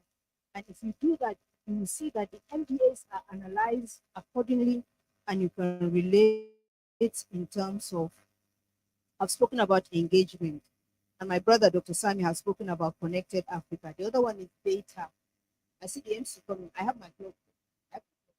So I'm wrapping up. Don't stay there. So now, the other one is, MCs used to do that. They give you 10 minutes. Then at 5 minutes, they start approaching you, thinking that, okay, they are warning you. See my hand. So the other one is data. Data is in front. Africans need to connect with their continent. My brother has said that. The last one is read. So as I'm leaving us with this question, and I want us to think about it. How many of us in this hall have read the constitution of your country and you know it and you know your role in it? Show of hands. If you have read the constitution of your country, whether it's Nigeria, Malawi, I know now, my brother, I know you guys don't joke with that. Okay. If you don't know anything after this session, I've given us one assignment before. Go and read up what is Africa Continental Free Trade Area. The second one, go and download the constitution of your country, read it, read your responsibility and your rights as a citizen. How many of us are above 18 years that have voted and are registered and have your voter's card? See what I'm talking about? Then how many of us know your speaker and your senator at the national and at the sub-national? You can tell us the name of that person if the MC challenges you. How many of us? You see? Now, that is a sign that we have a collective assignment. It's very convenient to blame our leaders and to blame others. But when you do like this, others are coming at you. And what I'm trying to challenge us is that as we're looking for change, let's read. I've given us some policy ideas. First of all, our constitution. First of all, our nomenclature of our economic clustering. And then I've also told us about Africa Continental Free Trade. The trade is moving, they are not on it. wahala dey. The third one I said is discover Africa. We're buying tickets, we're going all over Europe and travel around Africa. Me, I've been around more than two-thirds of Africa. I've seen it. And when you travel, don't travel from airport to airport. Take a bus ride. Go around, sample the food. You'll be surprised. When my children are traveling abroad, I used to tell them, let's go to Elmina Castle. You know why I take them to Elmina Castle? I take them to Elmina Castle so that they understand the price that has been paid. And as they see the lights in the cities, they remember home and they come back. But they never remember home, even if they're going to stay there. They stay connected. Thank you very much. There's a young man that I want us to appreciate. His name is Mark Idiahi. He has done this every year, and this is the 8th year, and he is one Nigerian youth. Although I used to tease him that you are more than 35. Youth is 35. Some 50-year-olds are telling us that they are youth champions. Please celebrate her. She's not permitted Thank to you, go. Mar. Just a few minutes, please. Ma'am. Can you give her the microphone for a few minutes? Yes. The only one coming up here doctor. It's really even difficult to do by everything. Yes, we argue a lot in the house. We present thesis and the winner takes. Because that's what I'm going to. I'm wondering how your children will be looking at you guys. Oh. You must have very serious children. Oh, they're very serious looking. But when we argue, there's no winner, there's no loser. Okay. And then we argue just to expand our view. By the time we finish, I'm richer, he's richer, and we're fine. And the children are. The children, they are smoke coming out from. No, they are referees. All right, tell me something. You see, Nigeria is not a producing country.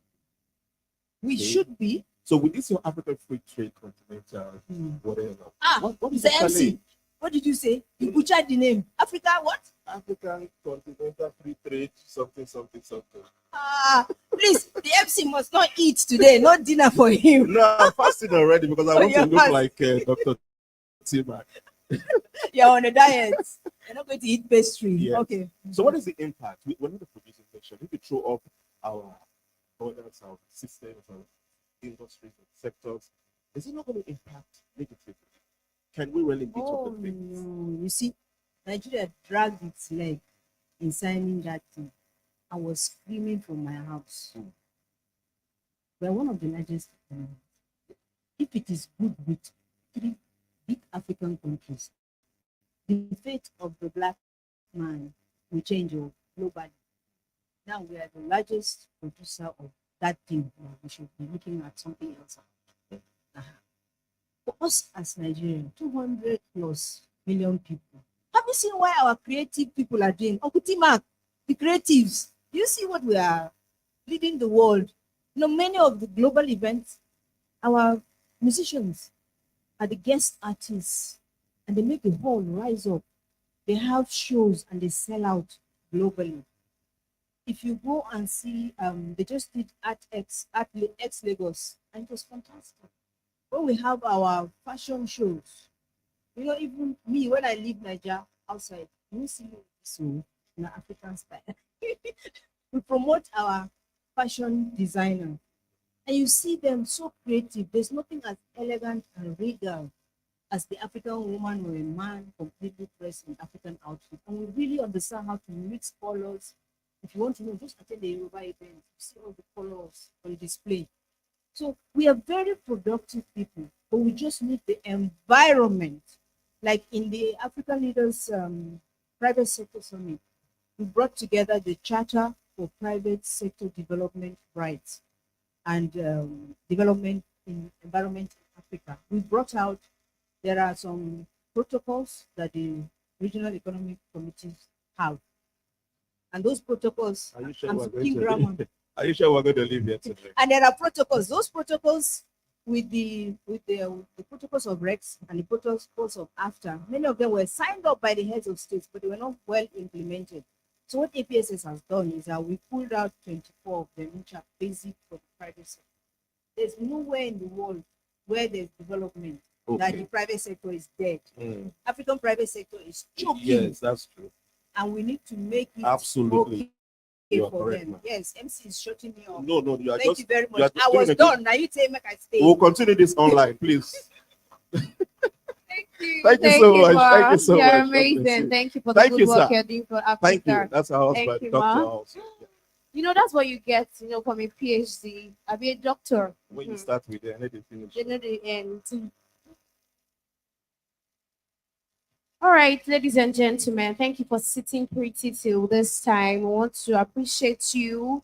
I want to let you know that there's more goodness coming. We would like to recognize some of the partners that made this event possible. Please help me celebrate the media partner for this event. They are the reason why this event will come out beautiful on social media and promote the message that Africa is rising. There is a rebirth of Africa. Please help me celebrate the GNX Studios for their good work. Thank you so much. We love you. We celebrate you. Thank you for your support. Help me celebrate Gucci World Entertainment, another partner of this beautiful event. Please, a round of applause for them. All right, we would like to have a beautiful rendition. You know, this group, they want to serenade us tonight. We've had dance, we've had comedy.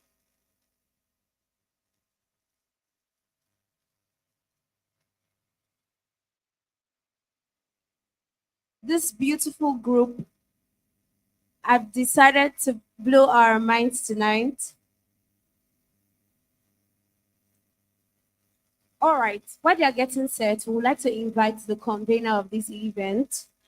We've heard from him earlier today, and he has something beautiful to tell us again tonight.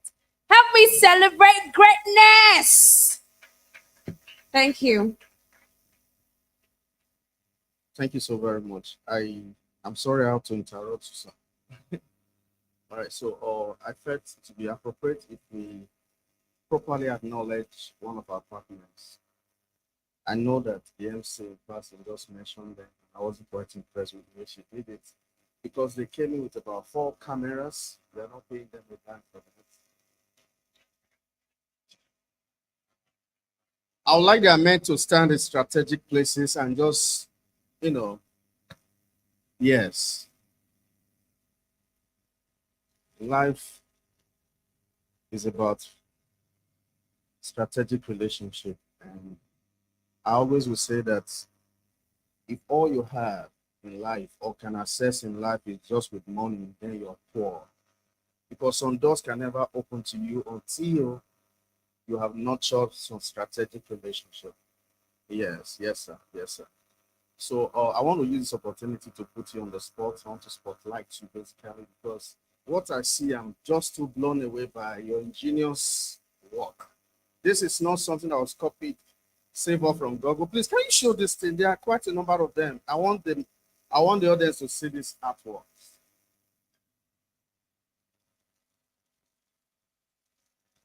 Somebody should be here. We have quite a number of them in the hall. I want them to just see how beautiful this stuff are. You know, on the red carpet, I said that in Africa we don't celebrate people when they are alive, only when they are dead.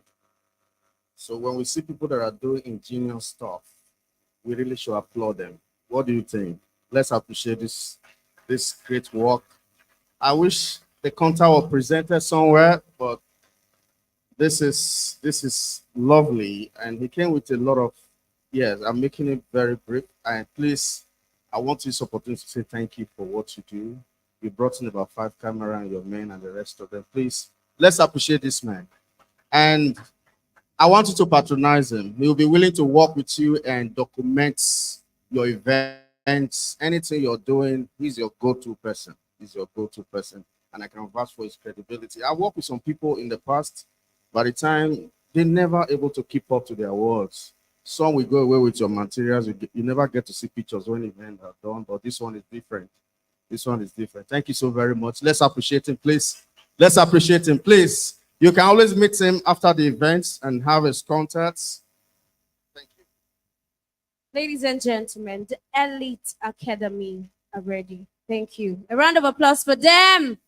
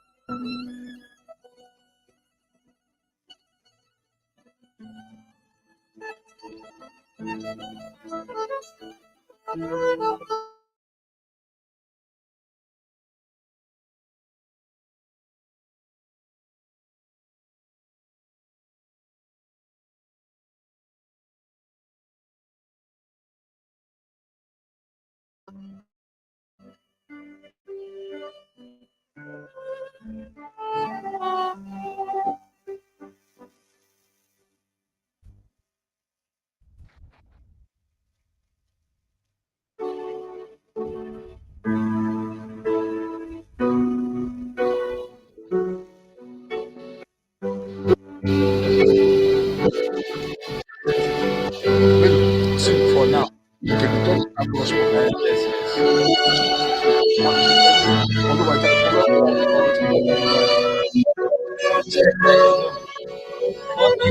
This one that we internet, if you have really be able to disconnect.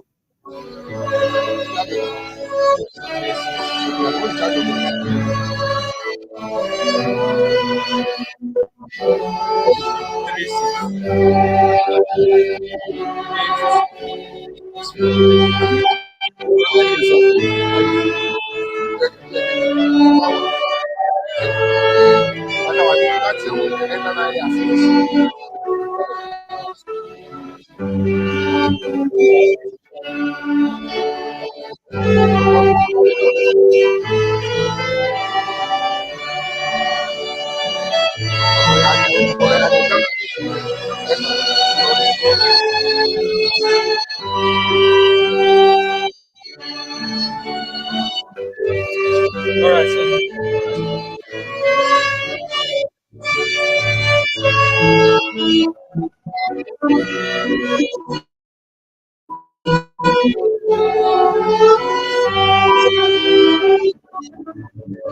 Now, the people that they take the internet.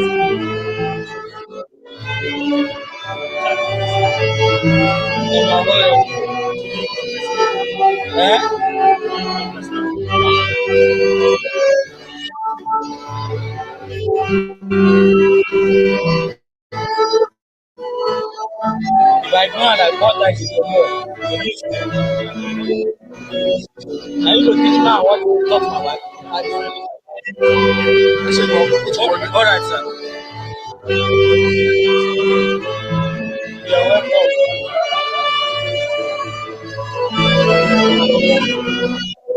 Look at this if my wife number is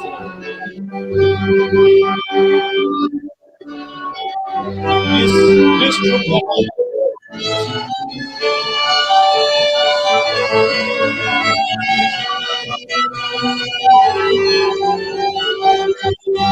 Unless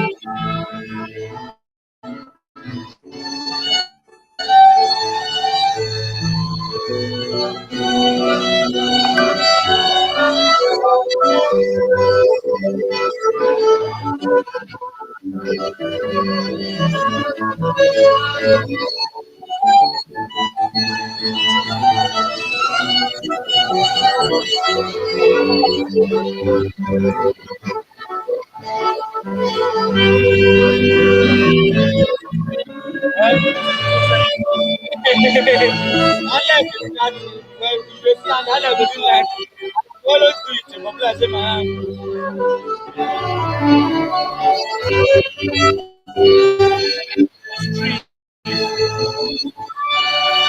see this guy, they look at what I'm telling my wife.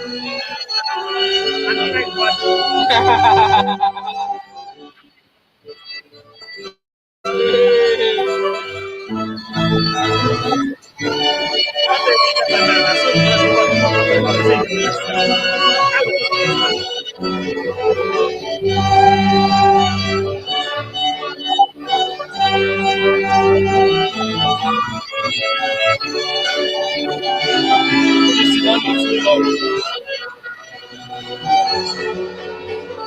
How many minutes have you left?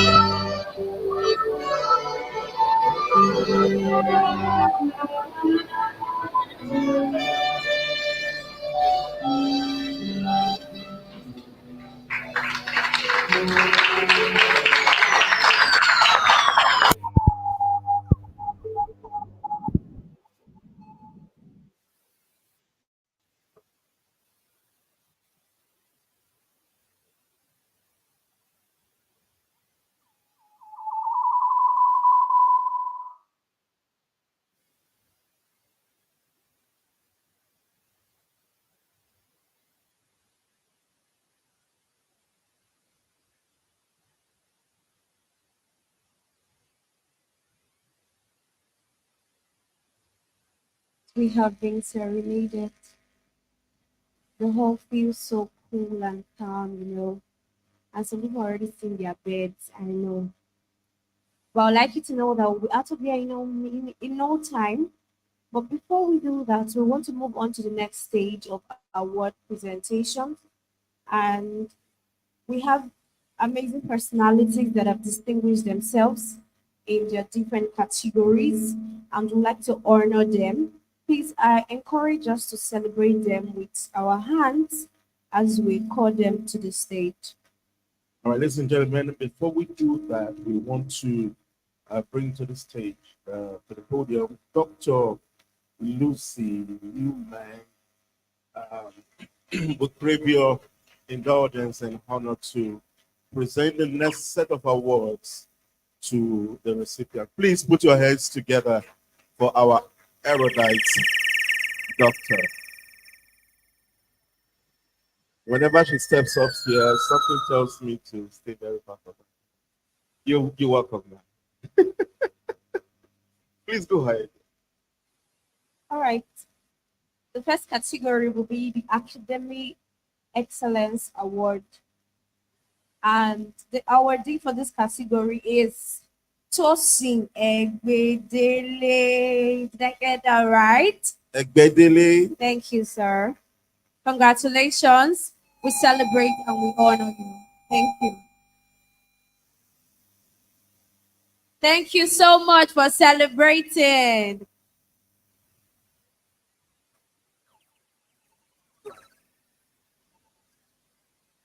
The next category will be the Inspirational Thought Leaders Award. Of course, we know this program is about celebrating leadership. It's no wonder why we are awarding this personality. The awardee for this category is the President Intellect and Wealth Network. I'm talking about Elijah Ajose. Elijah Adose. Thank you, sir. Mr. Elijah Adose, are you here, please? The next category is the FMCG Award. It's here. Yes, Mr. Elijah is here. Yeah. Congratulations, sir. He's a fine gentleman, a thought leader. All right, help me celebrate the next awardee, the FMCG awardee. Yes, goes to CEO Savory Chips.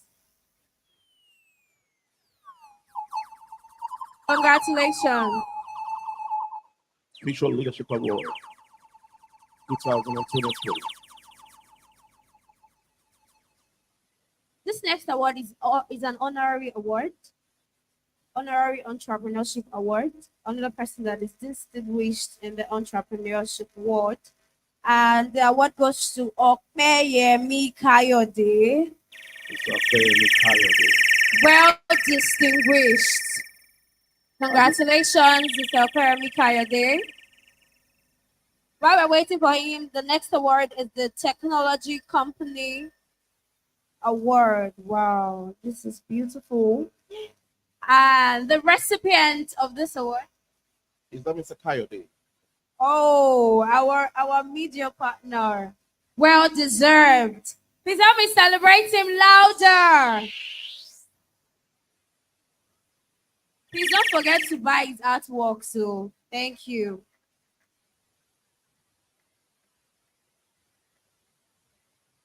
Thank you for clapping. All right, to the next award, the Technology Company Award.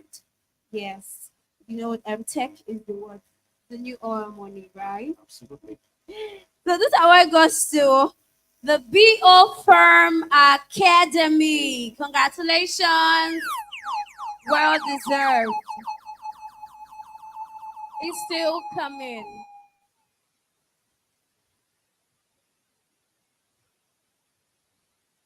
Thank you so much. Thank you. Oh, she's a female. Oh my goodness. Congratulations. The next award is the another recipient of the Honorary Entrepreneurship Award. Yes, another of our partners is receiving this award. I'm talking about DJ Gucci, the one giving us beautiful music here. Congratulations, Mr. Ofodini Onyebuchi.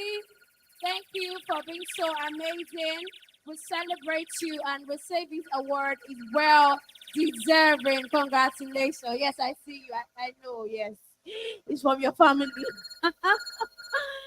All right. If I do go through this way. No more. Just a minute. Yes, the next award is the Innovative Gadgets Award or more. Yes, this award goes to no other but the Eminent Gadget Store. Congratulations to you for being so enterprising. Once again, this award is the Innovative Gadgets Award presented to Eminent Gadget Store.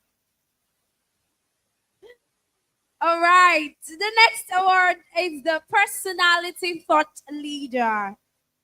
We have so many leaders in the room, and I was not right to say I was honored when I came on the stage. I was honored to be in. Yes, well deserved award. This award goes to Babatunde Ogunlola. Thank you. Babatunde, please come receive your well deserved award. The Personality Thought Leader. Personality Thought Leader. Congratulations. Yes. Plenty awards tonight. It looks familiar. Were you the pastor I saw the other time? It was asking of 10%. I don't know these tighter corporate people. You know what? It's not totally wrong for you to mistake him for a person because he's wearing white. The guy was asking 10% when I went to. I'm telling you. All right, the next award is the Personality Achievement Award. Yes, yeah, this person has been doing so great. And the award goes to Mr. Ayodeji Ebo. Mr. Ayodeji Ebo, please come receive your award for the Personality Achievement category. Yes, it's still coming. I celebrate all of you that are celebrating this one. Thank you so much. Congratulations, Mr. Babatunde. Sorry, Mr. Ayodeji.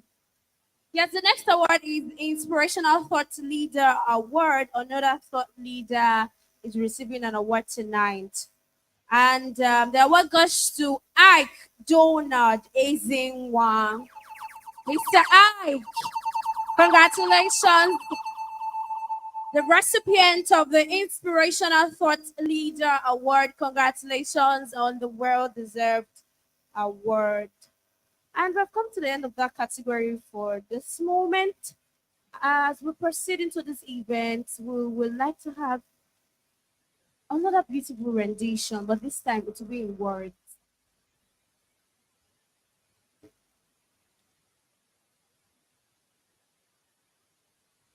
To bless us with a beautiful word tonight, help me make welcome the spoken word artist, Kemi Bakare.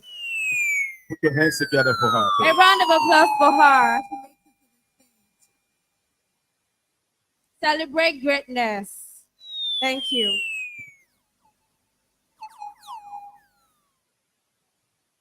Good evening, everybody.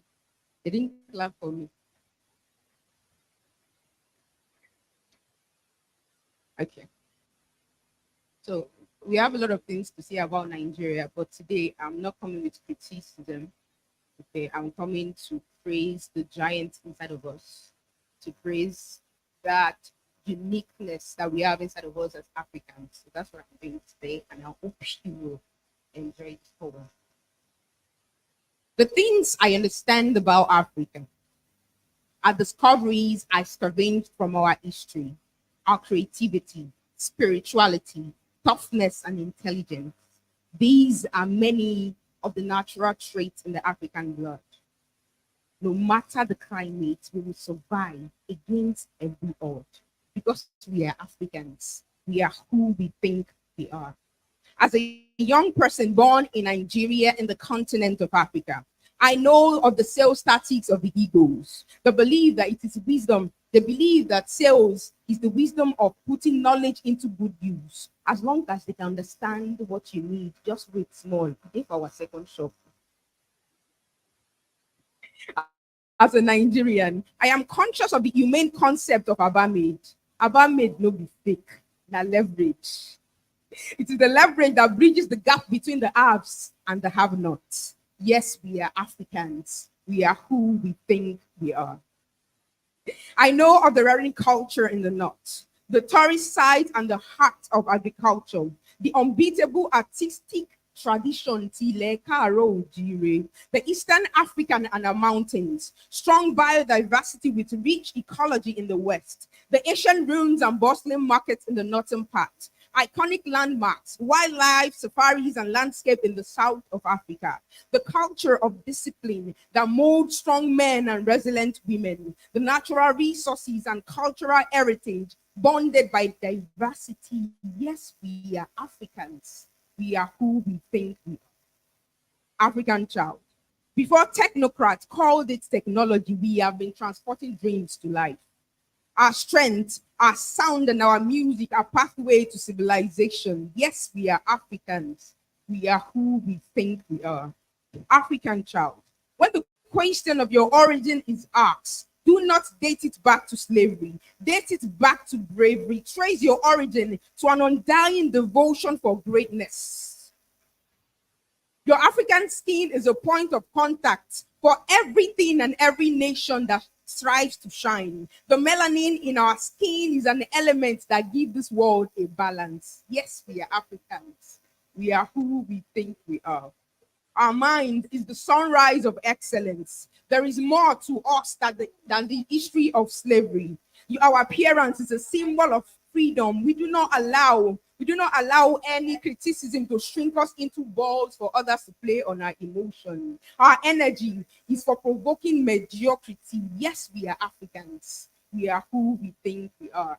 African child, do not downplay your own. Do not downgrade your inventions. It may not be too obvious, but our market, this local market, is a global saving grace for commerce. Yes, we be Africans. We are who we think we are.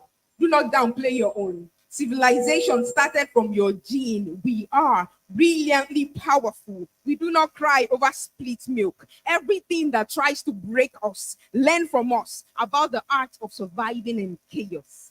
Yes, we are Africans, gathered here today as a constellation of stars. We carry the African dreams. That's why we act to activate. We can because we are Africans. We are who we think we are. Thank you. God bless. We are Africans. Tell somebody we are Africans.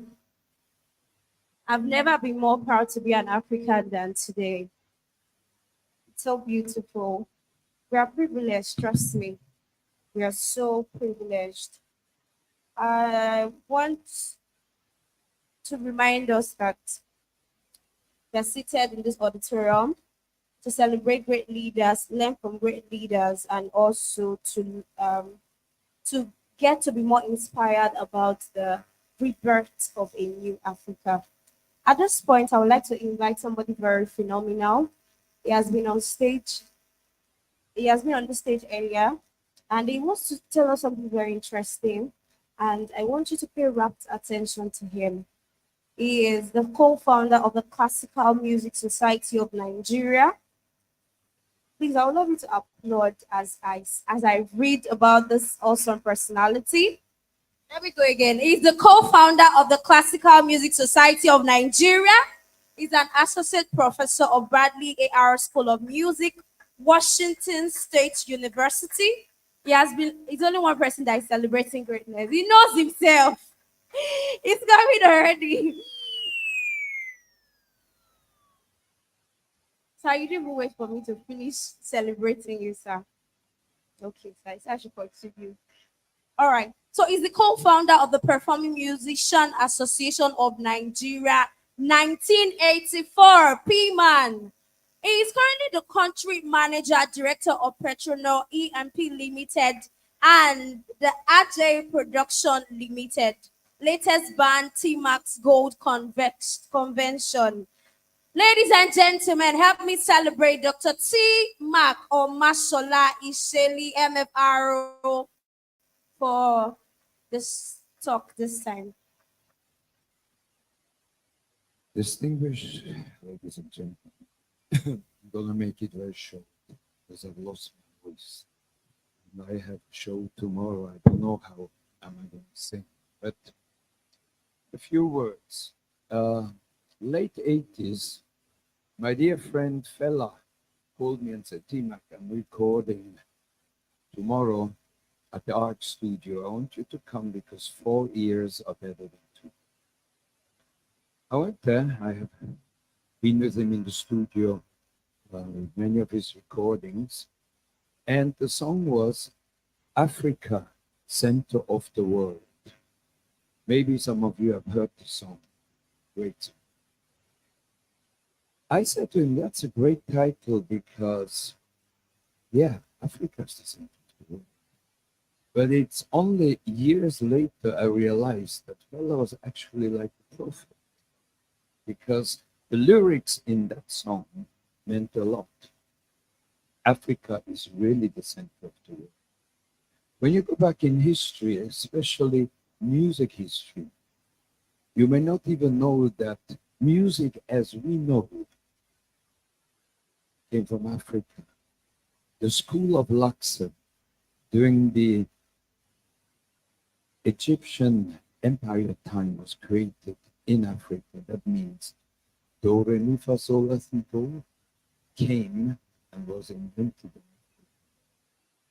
But when Alexander the Great of Macedonia came and looted Egypt, they took away the knowledge of Greece. And that's why it's called now tetrachord, octava, Greek names. But it had to come from Africa because we had 3,000 years of development. That's just music. When I think back in my long life, I was born here in Lagos, educated in Switzerland. My father was a Swiss ambassador. My mother was a Shakiri princess. After my father was unfortunately assassinated, my family took me in Switzerland. I had a wealthy Swiss family, and I was able to study music and economics. But it always had to bring me back because I was born here, and I believe that where you reincarnate, that's where your destiny lies. Because many times I've been thinking, well, I was very successful in music in life. A big hit. I traveled the world with Silver Convention, 9 bands, and I've seen nearly every country. I've played many concerts in China, Europe, United States, etc. But Africa has something very special. The people. If we Africans would be more united and love each other more, we would rule this world. So I believe that we need a moral revolution where we start to realize what is wrong. We can blame our leaders, as I do, and some of you may know, Mr. President is even my in-law. That's his wife is my first cousin. Her mother, my mother, half sisters. We blame our leaders, and we can blame them because a lot is wrong, but we should also blame ourselves. I give an example. I'm also into mining. I'm the chairman of our Minerals. And when you load 3,000 tons of zinc or lead, as I do in Wazak, India, etc., you first pay to the government your dues. You have certain percentages you have to pay. And then from Waze, any of Waze will tell you, you pay 3,000 rand per ton to me because that's my territory. You go to the next town and one chief stops your lorries and says, you have to pay me too. What can you do? You have to get your trailer to the wharf. And then you come to the wharf and you queue up there and you know the mortgage is so much a day. And you have to pay. They don't keep you waiting. And then you load, etc., etc. What I'm trying to say is everybody tries to take advantage of the situation. Everybody wants to have something from it. Even they have been paid to do a certain job. So that's what I'm saying. We need a moral revolution where we start to look at ourselves and we say, to develop our nation in Africa, we must be as honest as possible. Because I grew up in a country called Switzerland, where there's so much honesty that you can leave your car on in the cold winter, go shopping, get back into your warm car and drive away. Or I lived in a beautiful place outside Zurich, where my auntie and my uncle every week would put the money for the newspaper or the milk in a little box outside on the street, houses down there. Nobody ever went from house to house and picked up the money out of those boxes. So I'm not saying that they are better, but they have learned one thing. Honesty is a very important item for development. Honesty is very, very important, not just to be honest to your children or your closest family, to be honest to everybody. And I believe, and I know that Africa will continue to rule the world. because all the resources are here. As I say, about 30 years ago, I started to invest into my think left in. Unfortunately, I can't go to some states with gold mines. They will kidnap me because I'm too light-skinned. But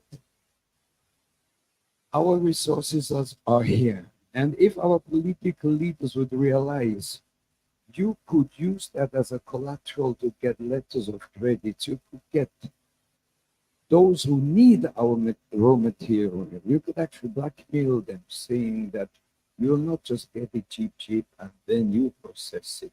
Either you process it here or give us the money to build those processing plants. There's no continent on this planet Earth which is rich.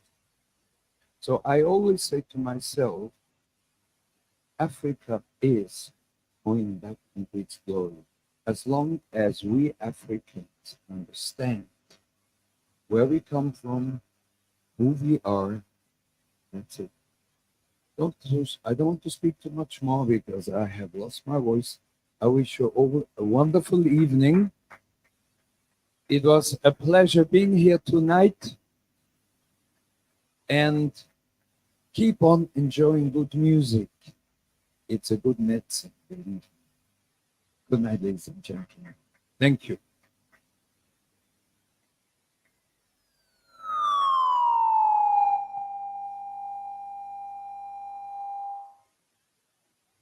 Let's celebrate him again. Thank you for a wonderful presentation. And I'm sure we have been having a good time. Tonight has been a great time. Does anybody agree with me? Are you sure? Don't say it because I said so. Are we having a great time? Thank you so much for agreeing. At this time, we'll be having something different from a talk.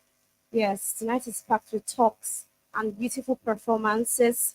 And we'll be having a music by a very wonderful band. They call themselves the Mighty and the Drummer. Mighty and the Drummer Boy, please. We would like to have you help me celebrate him or them. A team. All right, they are coming. Help me celebrate the Mighty and the Drummer Boy. The giants rising out of Africa. Awesome. They are still coming. Help me celebrate them. Thank you so much. Ensure to get entertained.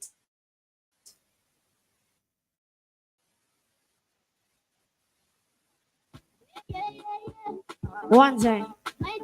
Good evening, ladies and gentlemen. Say, you see, only one listen to me when I work hard, and then they work for the city, you to butter. Say, I'm not stuck up on the street with no lover. I don't to suffer for the sake of in my lifetime. I want to get to Mula and you know the right time. Only a honor for me, make I don't lose sight. On my seat and on the beat. Oh, you say, on my seat and that's over the beat. I sing, I got to that that's over the beat. I pray, only what wants so that we go end in bed. Oh, you sing, say. Bad man fool for the shoes that my head. And this have become the man lock up the gate. They say they wanna join the stock of my jubilate. Oh no, oh you say, waiting man they do want they make my date. Waiting man they do. Oh look at the form is so that me got to be late. Yeah. My darling little boy, I'm making a pass. No matter what they do. Say them, we. Only one person can make the money so far. So many people don't want to see that beside me. I got to do say, I don't get it right me. What's wrong with the beats, but it's angry. You need to give me the G, so I'm not angry. The boy is making the money, you are not angry. Every night, they're trying to deny me. Hold on, now you be the best, so what hide me? You don't be telling me about why you want to hide me. Give me God also what hide me. But my city want the beats, cause I'm iron. This time, Pillar will he don't hide me. One mouth flew for the shit on my head. And it's how we come with the man of coke that gets. I said I wanna join them, so come and jubilate.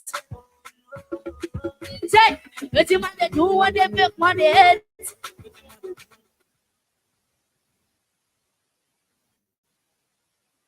One thing.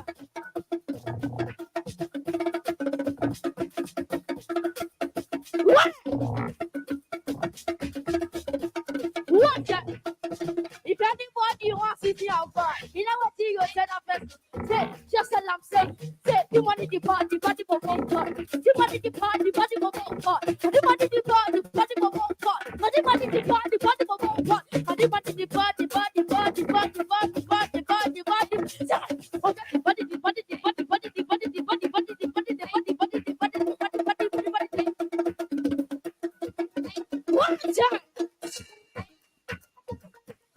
Everybody, let's go.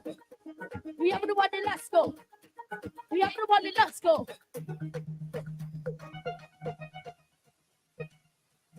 From top, make it, from top, make it, from top, make it. What time? You know what time is it? Nobody. Well, what say? If you call a woman, Africa woman, come to me. Say, she go say, she go say, I've been with you. Hey, let's go. If you know the song, let's go. Wait, see. If you call a woman, African woman, Taco Cree, say, she go say, I'll be with you. Oh, yeah, let's go. I want to tell the Igbo something tonight. If you know you are Igbo, yeah, listen to me. Hey, let's go. Well, sing, say, I am never. I never.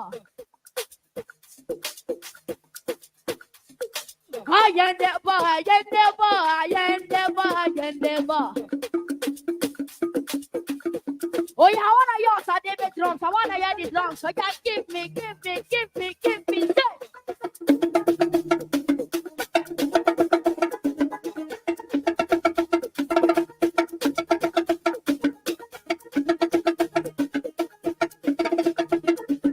Oh yeah, thank you very much. I'll see you for my fun. I think I'm holding the answer. Thank you.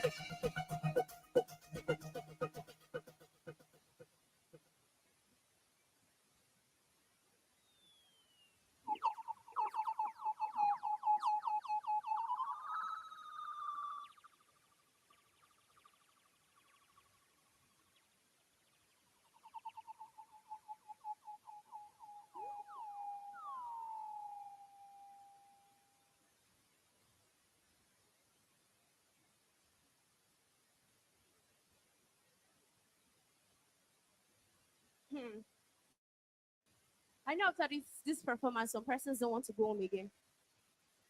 Somebody said, "Who told you?" Oh my God, I know you like your house so much, but don't worry, we'll go home very, very soon. All right, so the last set.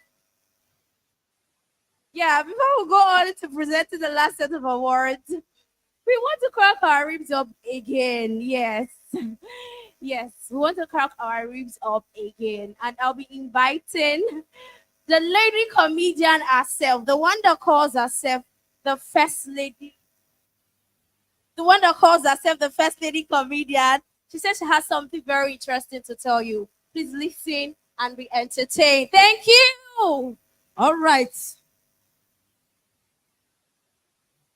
Che. Thank you. Onyocha, right? Is that your wife? Yeah, Onyocha, right? Which are you? England or where are you from? Sokoto. Where? Bros, why you they lying now? Nigeria, why I don't know. See, look at the way you are spoiling her now. Tomorrow now she will not be saying the truth. Stop it. Just be truthful for us. Let us, you said a Nigerian woman. Okay, now Nigeria wife. And you know her country. Oh, you're looking beautiful. Look at her smile alone. Please, let's appreciate these guys. These particular guys that just performed. These guys are wonderful. Our youth are doing well. They are really doing well. You know, the problem I have in this country are most men. Please, if you are a woman, you are a lady, and you are in a relationship or marriage, and you feel that every time your man is complains a lot, please check that person. He plays Bet Niger. Check that man. That man plays Bet Niger. Because it's only Nigeria, most of them, these people that play Bet Niger. If you see the way they cherish that their sleep, they cherish it more than relationship. Bros, not be true. Sammy, don't they? Who win? Chelsea, Abi. Look at them. You see, if they can cherish relationship the way they cherish Bet Niger sleep, I don't think women will be having heartbreak. Yes, mom, is true now. You see, do you know that most of these men, when they go and play, funny enough, they want to be duping Bet Niger people. You see, one person will go and play game with 100 naira and is expecting 1.5. You'll be wish. How you want to do? You want to rob the company, Abi, it's the company that will rob you. And that sleep, if you see that person sleep, is from here. Starting from here to this place. 100 naira, sleep. Bros, not be true. Bros on white. Bro, I don't open your secrets, Abi. Because just like you are looking at me, see this girl, like, if I catch you, bro, it's not true. No, they are doing well. They are doing well. Seriously, they are doing well. You know, it's in this country. No, when I was growing up, I understood that education is the key to success. But ladies and gentlemen, that key now, we are looking for it. We are looking for it everywhere. And that's why I see most writers will bring up a book titled 5 Keys to Success. You see, we'll rush to buy because we want to find that key. Ladies and gentlemen, even till today, government changed the padlock. It shocked you, Abby. Seriously. They changed the padlock. All right. I celebrate her. Mommy, I celebrate you. You're my role model. I love you, Mommy. I don't have father, I don't have mother, so I'm looking for somebody that will adopt me. Please discuss that with your husband. Maybe I can be adopted. No, really, I'm a very good child, though. I'm a very good child. You can see, this is what I do for a living. This is what I used to pay my bills. At least I did try. Thank you so much. All right, I could remember there's a day I went to church. Somebody invited me. It's in this country. A man want to get married to you, and you'll be looking at, let me go and find out if this lady is okay. And the best place to take that woman is to go to church. The guy now took me to church. For a man, you don't see, the guy have seen me as, 25 yards of material, housewife material, That's okay. Let me take this lady to church. Then we went to the church. I followed him. I was sitting just somewhere at the seat line. And the pastor came. Please, after this, I'm running up. And the pastor just came. He just came and looked at me. Said, sister, you over there, stand up. You. Yes, I'm talking. I said, me? Yeah, stand up. For the guy, thank God. God is going to deliver this lady. And most times, there's some kind of job we do in the past, and most of us don't know that there's some spirit that follows that job. It's that church I find out that most spirit doesn't leave until you do prayer and casting. So as soon as the pastor comes, he says, stand up. Now look at me and say, why am I seeing hookup spirits around you?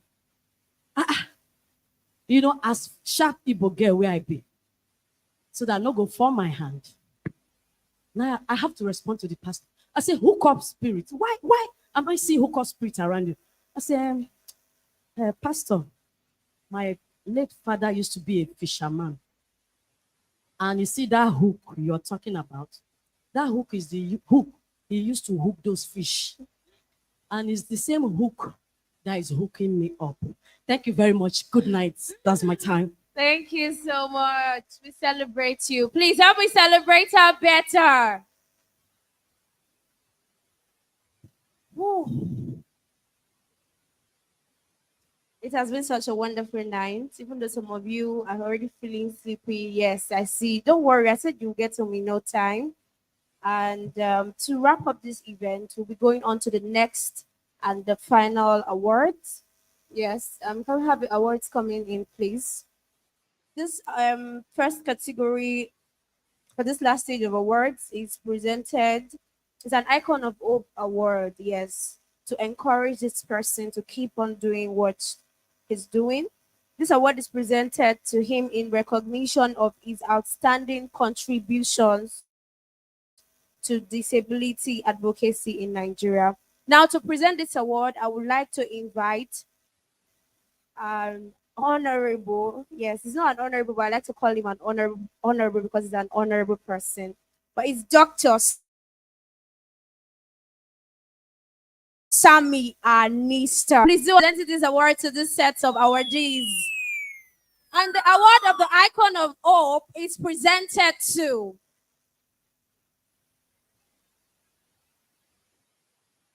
Anthony Coupe.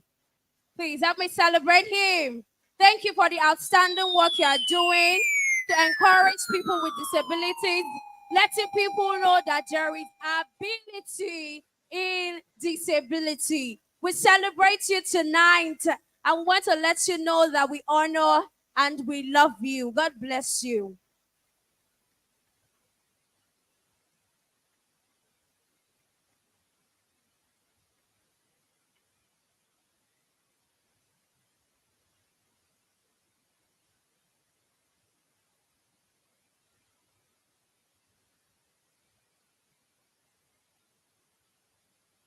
All right. Thank you so much, sir.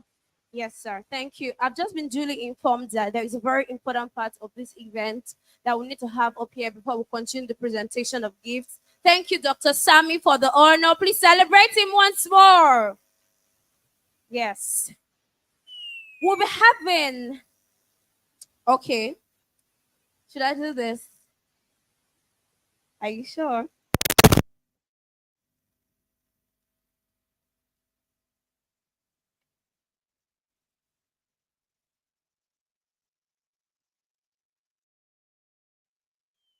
Yes, this part. Okay, yes, come and help me, please. I need help at this point.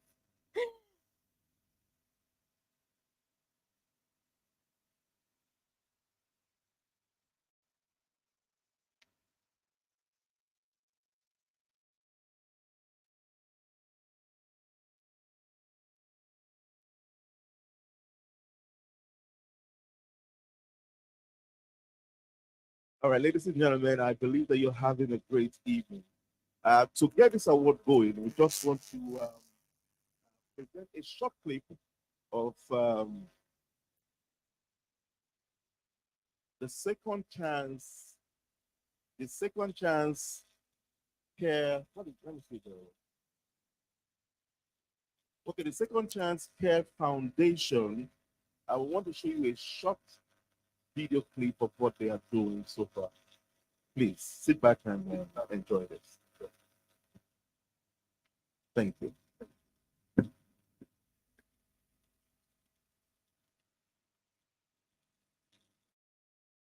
Amazing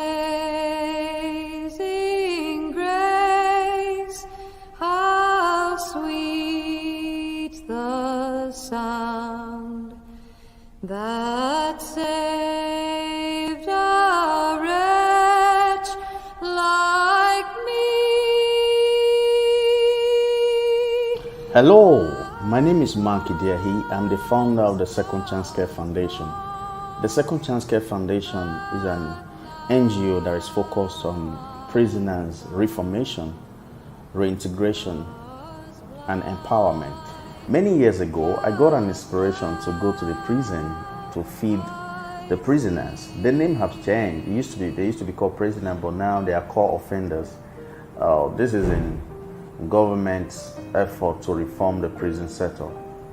So I got an inspiration to go there and feed the offenders on Christmas Day. So it turned out that when I got there eventually, I was so moved by what I saw. Firsthand, I saw the injustice that is prevalent in the society. I met people in the prison that have been on awaiting trial for 15 years. I met some other people who had become incapacitated. I met a man who is 66 years old, suffering from stroke, on awaiting trial, and has been on awaiting trial for 15 years.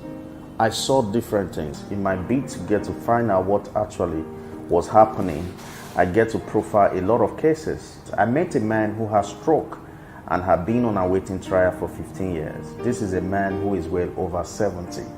I saw another guy who was arrested with an AK-47 at the age of 11, and he has spent 9 years on awaiting trial. So I saw many things, and that got me really overwhelmed at that time. So from then on, every year we'll go to one of the correctional centers to have a Christmas party.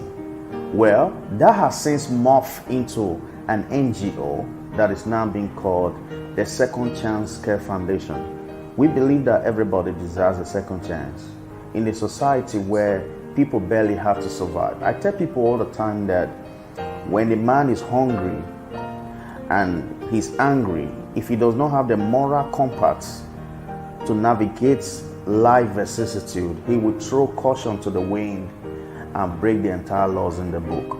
So on one of those cases, when we went to the prison to profile cases of people that we could offer pro bono legal services to in partnership with our partnering lawyers, sound like a pathology? Yeah, that's how it is. We have some lawyers who had volunteered to work with us.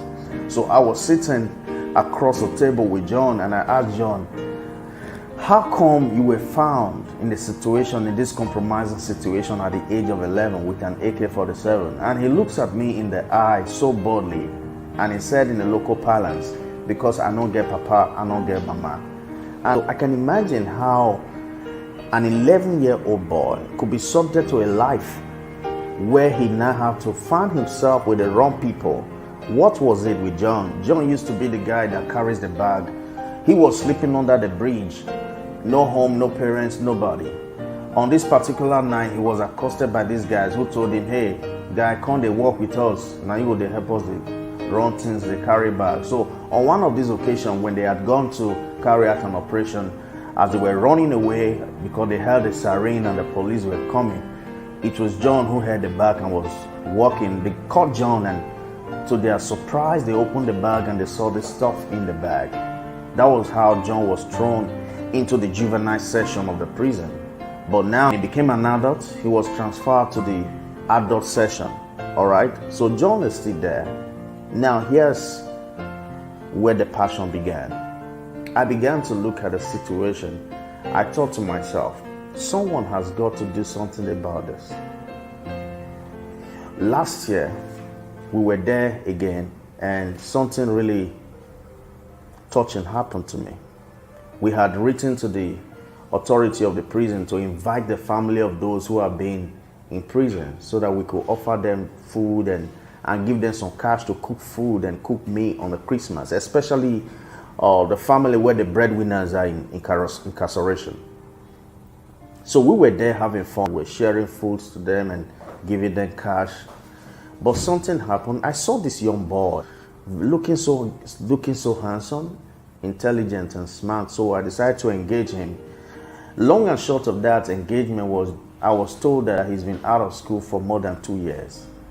And I asked him why. He said because the mom that can foot the bills. I'm like, what? Now this is what happened. If we as a society don't take care of these people, I mean the children of those that are sentenced to life imprisonment and to death, what would then happen is that we'll have these children reinventing the cycles.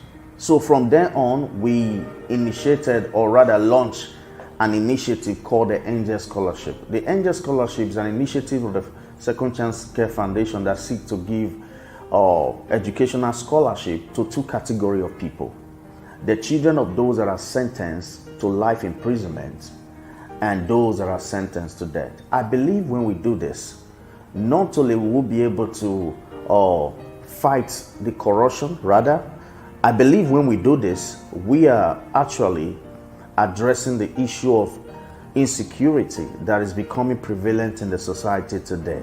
All over the country today, I have it on record. This is not some gainsay. This is not what someone said. I've seen reports. There's no more space in the prisons, no more space to take in people. You know why? Because the crime rate is on the rise. More people are hungry. More people are getting involved in crimes. So the resultant effect is crisis, lack of safety, and the rest that follows. So this is why, as someone who is passionate about this cause, I want to use this opportunity to appeal to you to join us. You can choose today to adopt a child by simply saying, you know what, we are not really asking you to give us the money. What we have decided to do is to go to the schools. We've asked the prison authority to profile cases of those people that are out of schools. So we will be taking it, my team and I will be taking it upon ourselves to pay courtesy visit to these children in their homes and identifying with them those ones that are not in school. It will be our joy and our delight. I know you will want to do this, to take these children back to school. We'll go to the neighborhood where they reside and get a school, an affordable one, and have them admitted in school. Not only do we just want to do that, we want to be able to play an oversight role by becoming mentors to these children. We want to see that these children turn out beautiful in the society. Remember what someone said, that it takes a community to raise a child. I believe that together we can partner to make sure we give succor and a better future to these children. Only then can we truly have justice and security in the society. It lies on all of us. We can all do something.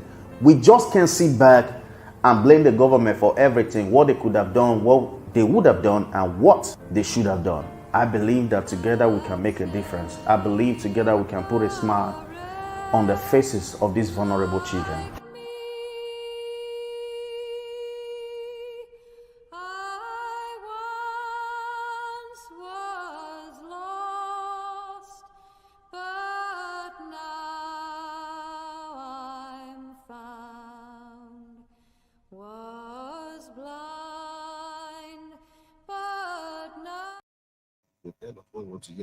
You know, you saw our project there. God bless you. Thank you very much. Good evening, everyone.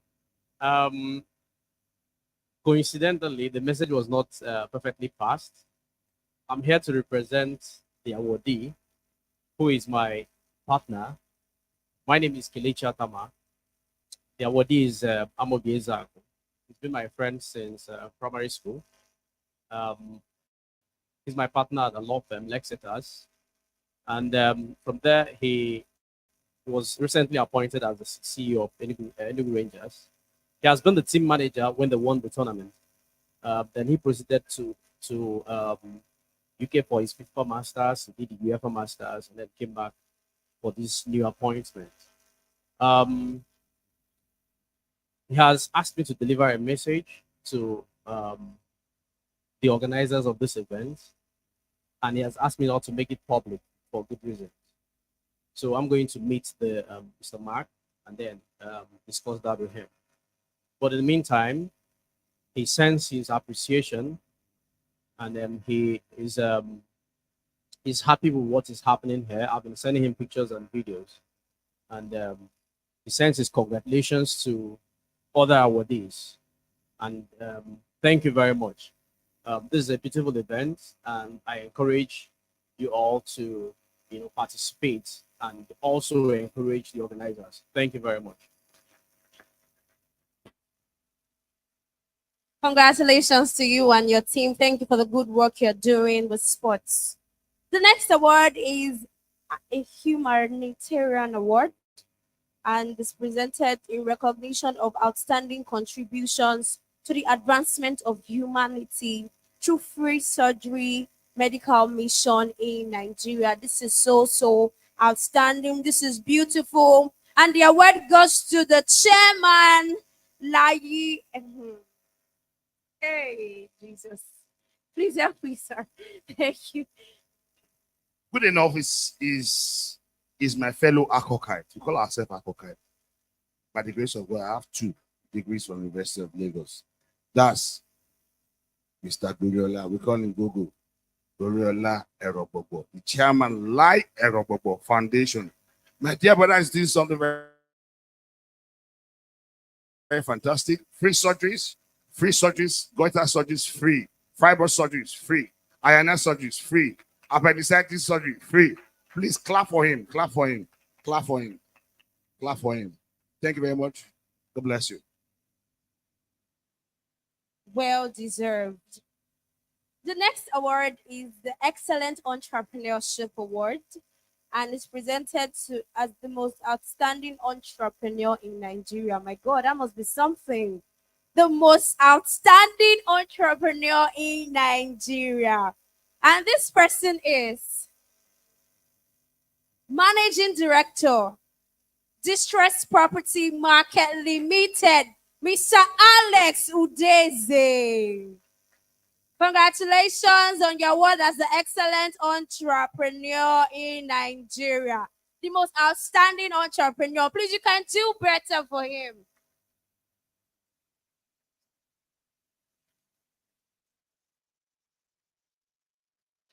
A round of applause, please.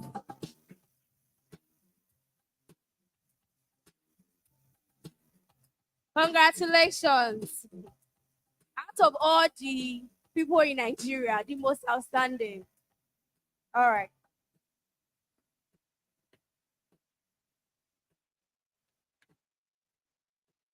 Wow, this one, I'm not sure the person saw it coming. Yes, please, you have the floor. Thank you so much. Ladies and gentlemen, please, could you please put your hands together as we welcome Dr.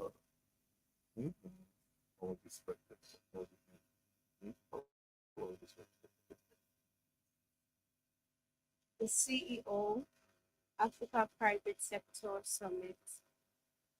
Africa Private Sector Summit, Dr. Lucy Newman. I take the honor of doing this personally because I want to rub shoulders with the doctor. Please, her husband can come along with her. Dr. Lucy will celebrate you here tonight. Doctor.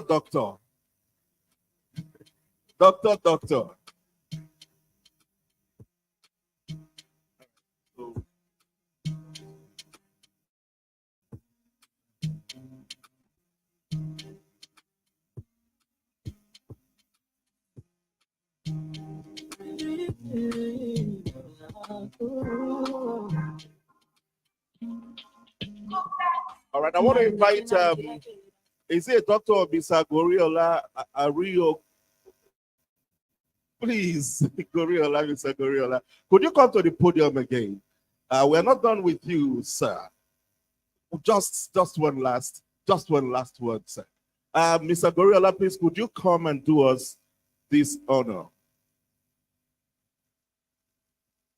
Distinguished ladies and gentlemen, it's a great honor.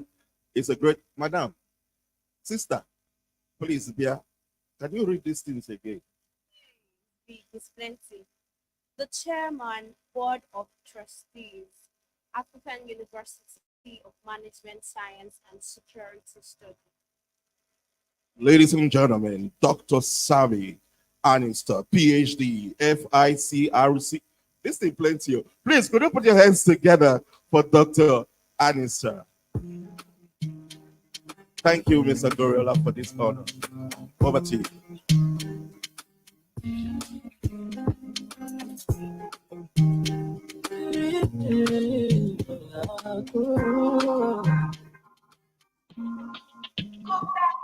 Man, get united till I fade out. You divide no pure. Please, I want to appeal to everyone of us. We have a video we need to play. We have a video we need to play, and we want to play it now. We know that everybody is anxious to leave here. But why are we running? Today is Friday now. Alex, I know you. We go that side. I go follow you. I go follow your convoy. Make you know. My brother, they back your position. The last no, you want to stay behind you, they go. So as I was saying, please, we have a video we want to play now by someone very important to us, very dear to us, a son of our mother. Yeah, this video is a story done or by the son of Dr. Lucy Newman. So I want everyone of us to watch it. Thank you. Media, please. Good evening, everyone. Welcome to the 8th edition of the Future Leadership Conference and Awards. My name is Samson Michelia. It is truly an honor to be able to participate and be part of this year's version of this conference. I would like to extend my thanks and gratitude to Mr. Mark for allowing me to participate and be a part of this event. The current issue or trend of brain drain that we're having, everybody jackbuying, and why I have I guess in the midst of all of this decided to stay in Nigeria, why I've been in this country since I moved back in 2012, unlike the rest of my peers who have left. So a general brief history about myself. I went to school in the United States. I went to study design, branding, and identity is my forte. I moved back in 2012. I served my NYSC. My family deceived me about that shot. That's how they brought me back. They boo-booed me about NYSC coming to an end, but that's a story for another day. So I moved back home. Went to Abuja, told the Abuja people that I came to register because they said NYC was ending, and everybody was looking at me like, what is this guy talking about? But I did that, served my NYC. I worked at a school for my friend's mom, worked as a branding assistant. Then I did that, and then a few friends and I started a company. We were Tech Bros before Tech Bros was a term. We ran that for 5 years. The initial 3.5 years were great, exceptional. We kind of hit a rough patch at some point. We didn't all respond well to the difficulties that we were encountering. So our recovery wasn't as good as it should have been. And then COVID hit. So after that, I was faced with a dilemma. Was it to leave? Was it to pack my bags and go? Was it to, figure out something else? But then I was already depressed. I was a little bit sad. I was distraught because I felt like I had put my all into this company and it had turned to nothing. It took friends, family, relatives, colleagues to help shift my perspective, because the company that I started was a design and development company. So we did design, and then we had programmers that would develop the products that I was designing. And everybody was like, look, they didn't have issues with design, they had issues with development. So therefore, everything that had been done for design still stands. All the design clients still there. All the design work is a portfolio. Why don't you take that, package it, and rebrand yourself? And I was like, okay. So I essentially rejigged all of that stuff. I had a company that had registered initially that I put on ice to work on this company with my friends. And that's where I started. So I rebranded myself. I started my mini agency. I was freelancing. I started working for myself. And my understanding at that time was that the work I was doing, my skill sets were skill sets that weren't geo-locked. Geo-locked in the sense that I didn't have to do them in only one place. My skills translated globally across the world. I could literally do my work from anywhere. I just felt like I could navigate all those things as long as I could find a way to find purpose in what I was personally doing. So I decided to look at opportunities for how to translate my skills from here and have them serve out. Fortunately for me, there are a lot of platforms that existed that allowed you to register and onboard and be a freelancer and do design work. Now, as a Nigerian, it's a little bit hard in the beginning to prove your worth to foreigners who are looking for people to hire to do these kinds of jobs. But fortunately, I had a very good portfolio, so it spoke for itself. And whenever I would talk to people and they would interview me, they could tell that I knew what I was talking about. I tried my best to, being able to have run a tech company. I had employees for a while. I had people who were paying salary. We had to be on time. Professionalism was imbibed. I had imbibed professional standards. Like I knew how to communicate effectively. I knew how to, manage people's expectations. So dealing with foreign clients wasn't like a big boogie thing to me. So I was able to translate that. And fortunately for me, I found a platform, TopTal, that allowed me to do that. And via TopTal, I've been able to work for foreign clients. I'm currently working with a cybersecurity company that's based in the United States. They're in Mountain View, California. And I work for them part-time, mainly because of the time difference. They're 8 hours behind. So my office hours are like 5 p.m. to 10 p.m. And what I've always advised people is if you can upskill and you can get really good certifications that are valued, that people value, companies value. So in my field, for example, in design, in UI UX, one of the things that I always tell people is if you go get yourself Google's UI UX certification, you can get yourself an entry-level job. The beauty of tech and design in this era we live in is the entry points are now way more. They're way more abundant. When I went to study design, people didn't even know what design was. They used to refer to me as the packaging guy. You're the guy going to do packaging. I used to be like, yeah. But now the entry points, the gateways for you to come into tech are vast and many. So what I tend to tell people is if you can take the time to rebrand yourself, and whenever people hear that, people think, oh man, that's going to take a long time. It's going to take years. Not really. In 6 months, you can be a different human being. I guarantee you that. In 6 months, you can sit down with some certifications. YouTube is the best university on the planet. There's nothing you can't learn on YouTube. I learned programming on YouTube, JavaScript and stuff like that. So what I usually tend to advise people is upskill and find a way to sell yourself without seeming desperate, right? Because a lot of companies have noticed that, like a lot of people, especially in Nigeria here, a lot of us apply blanket for jobs that we just all over the world, but a lot of those jobs require those companies put infrastructures in place to bring you in. So one of the things I try to tell people is even in the beginning stage, don't look for jobs that will take you out of the country. Not everybody is that fortunate, but find jobs that will allow you to render your services from where you are without you having to shift, without you having to move. And the blessing of this day and age we live in is the internet is open and it's vast, and there's so many ways you can find entry points for these kinds of jobs. I have a friend who's I call him a hustler. Wale is one of the best hustlers I know, but not a hustler in that he indulges in bad things. He's a hustler in the sense that Wale studied business. We went to university together. There's no business Wale hasn't done. Wale was a farmer. Wale has done construction. Wale has done fish farming. He has done oil tank management with his father, oil tank cleaning, and recently he just pivoted. He's now a user tester in tech. And literally he's one of those people that keeps changing, he keeps adapting with the times. And that is the one thing that I always try to recommend to people. Try your best to adapt with the times. If you are adaptable and you're not rigid in your ways, the world will open to you. The world is an oyster to you. As a 35-year-old, the only other advice I will give people is, I know we all want to blow. We all more pop, let us arrive, and the world, that takes time. That takes time, dedication, commitment. I'm 34 years old. I graduated in 2013. of all the experiences I've had, I can only say it is this period of my life that I can say all those things have come together, and I'm starting to see the results of all the things that I have put into me and that I have put into the world, and it's coming back. So patience, upskilling, and planning. So research and planning. Those are the things that I would tell people to look into. If you can take the time to revamp yourself in 6 months, the world will open itself to you, and there will be vast opportunities out there. Nigeria is rough. It's hard. There's a lot going on. There's a lot to juggle, but I find that it's even harder for a lot of people. The amount of commitment required to like invest in leaving the country and then setting yourself up and then settling down, and take 6 months, rebrand yourself, give it a year. And if that doesn't pan out, you pivot, you reskin, and you go again, and you keep going again. But there are ways to live in Nigeria and make the best of the opportunities you have without feeling like overwhelmed. Mentorship is great, but also talk to people who are doing it. Talk to people who have found ways around it. There are no shortcuts to it. It's hard work, it's grueling work, but I guarantee you it's usually, no, not usually, it is always worth it. I've reached 10 minutes. I've gone way over Mark's 7-minute mark. I apologize.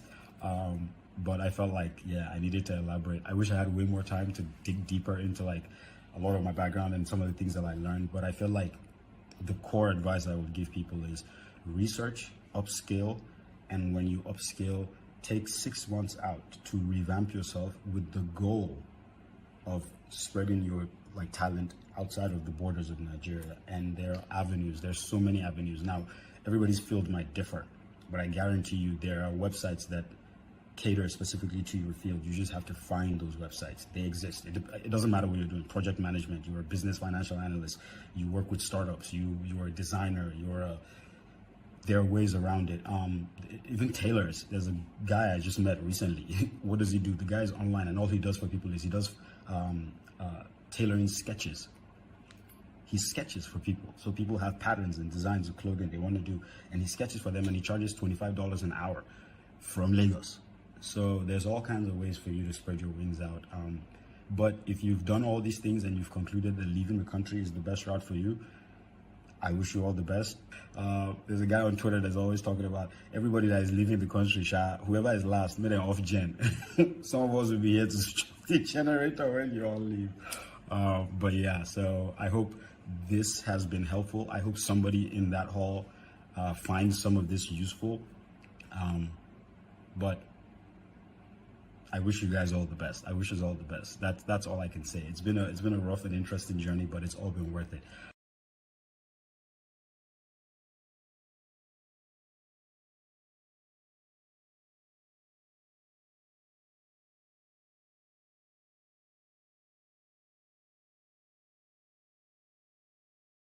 And we have awarded deserving personalities. And at this point, I would like us to hear from Mr. Ayodeji, CEO Ayo Baked Cakes.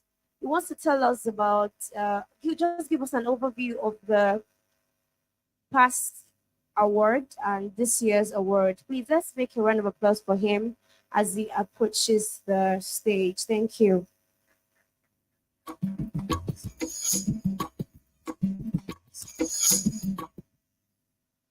Thank you. Good day, everyone. Good day, everyone. I hope we are all doing fine. My name is Sure Mekon Ayodeji Abiodun, and I'm the creative director for AY Bakes Cakes, a cake company located in the city of Ibadan. So I am actually one of the awardees for last year, and I was opportune to be nominated and also won about 2 awards last year, and that was the Consumer Brand of the Year and also the Entrepreneur of the Year. And the overview of what I saw about last year and this year is, I think there is so much improvement, and with the look of things, I think there are a lot of more entrepreneurs coming up, in the country system and in the ecosystem generally. And one of the things I want to tell you as a young entrepreneur is, because you are not trending doesn't mean you are not growing. Do we get that? because you are not trending as an entrepreneur doesn't mean you are not growing. So most of us, because of the social media activities, we tend to feel that we are not growing because, oh, this person is doing fine, better than me. I've been growing my Instagram page for the past 10 years, I guess, and people still that like about 2 years in the industry are quite, ahead of me and all of that. But one of the things that distinct me differently is because I think differently. I want to be, when most people ask me, what work do you do? I tell them I'm a cake entrepreneur. I don't tell them I'm a baker or I'm a cake artist. I tell them I'm a cake entrepreneur. What does cake entrepreneurship means? I want to see to more of the ecosystem, how cakes can actually impact the world generally. And that's why I've chosen my own path and tell myself that, you know what, I want to be that one person that wants to be on Forbes list. I want to be that person who wants to be on the Guinness World Record. I want to be that baker who is talked about all around the world, not because of my craft, but because of my identity. Not because of my craft, but because of my identity. And I think one of the things, if I'd actually listed everything most of the speaker had said to us this night, is all about identifying who you truly are as an African. So one of the things you have to understand is we need to, identify ourselves, know who you are. Now, one of the things I distinct myself to be is that a lot of people tell me, oh, people do cake calligraphy, how to write on cakes using calligraphy. And I tell them, you know what? I'm not going to be that cake calligrapher, but I want to be a cake writer. What does cake writing means? I want to be that person who wants to teach you the old style of writing, and that is what made me different. So the question for you tonight is, as a young entrepreneur, what is making you to be different? So if you can identify that, I think you can be able to pull out of that monopolistic competitive market of this great economy. And at that point, you would be able to sustain yourself even in years to come. So I also want to use this opportunity to appreciate Mr. Mark for this great opportunity. He gave me the chance last year, and I'll tell you one of the things this award has done. The award I received last year has done for me. Number one, it opened my first TV interview last year. I was interviewed on the television for the very first time, and I was like, oh, wow, that's a great one. So another thing the award did for me was the fact that I was going to apply for Forbes BLK that just started, the membership certification that just started, and immediately I submitted. I was part of the FLC last year. They also gave me the membership certification, and I'm also planning to be one of the Forbes 30 on the 30 Africa. Now, one of the great things cake does to a human is to create happiness. And I believe that even the people at war today, if the children can taste cakes today, I believe they can be happy.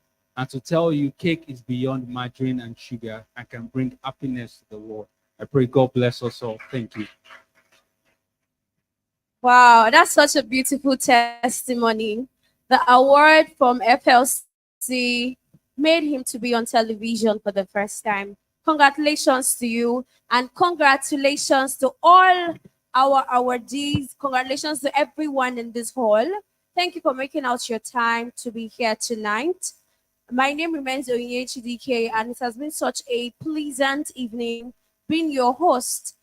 Before we wrap up this event, I would like to invite Mr. Kingsley Wanze for the closing remark, and then we'll call it a day for tonight. Once again, thank you will not be enough to everyone who made that time to honor the convener. Thank you so much. And we know that by the grace of God, next year's event will be bigger and better. And you, every one of you here, will be in that event. Like I said, my name is HDK, and I am a professional master of ceremonies. You can follow me on all social media platforms at OEHDK. Thank you. Good night.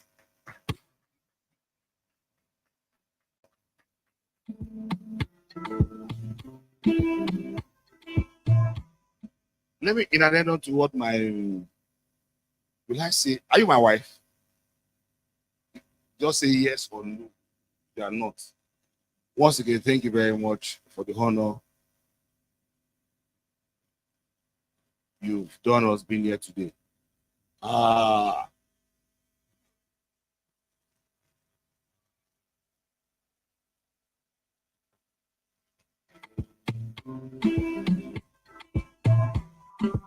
Once again, thank you for honoring our invitation. God bless you all. Let's go back to your respective destination. Dr. Lucy Newman, we love you so much. Sammy Anistar, we love you. All our audience, we love you. We thank you for the privilege of your awesome support. For all the volunteers at FLC, thank you so much. Our families who have tolerated us for the past how many months? Okay, for some months. So that we can have a successful event. I want to say a very big thank you to you all. And God bless us. So, Mighty, what's his name? Mighty Dan and the drummer boy, come and entertain us. We want to dance now. We want to that Krigba dance now. I want to shake body. Oh yeah, oh yeah, oh yeah, oh yeah.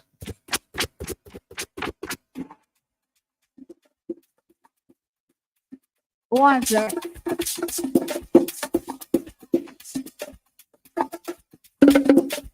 What time? You know what time is it on Monday? Everybody, let's go. What time? Wait, say, I get for, I get for, I get for, I get for, I get for, I get for, I get for, I get for, call me, say, you put it, I'm fighting, how the night for the party, how the night for the party, what, you call me, you put it, I'm fighting, how the night for the party, how the night for the party, you better get to the more on this country, I get to the more on this country, I get to the more on this country, I get to the more on this country, wait, everybody say what, wait, everybody say what's there, everybody let's go, you better move your body, and shake your body, come move your body, and shake your body, you wanna move your body, and shake your body, come move your body, and shake your body, wait, oh, my God, oh, my say, oh, my God, oh,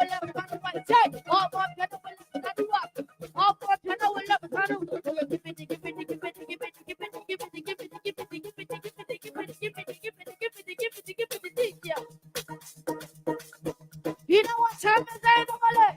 Everybody let's go. He said, everybody let's go. Wait, everybody let's go. Run down, everybody let's go. You know what time is it? Wait, you know what time is it?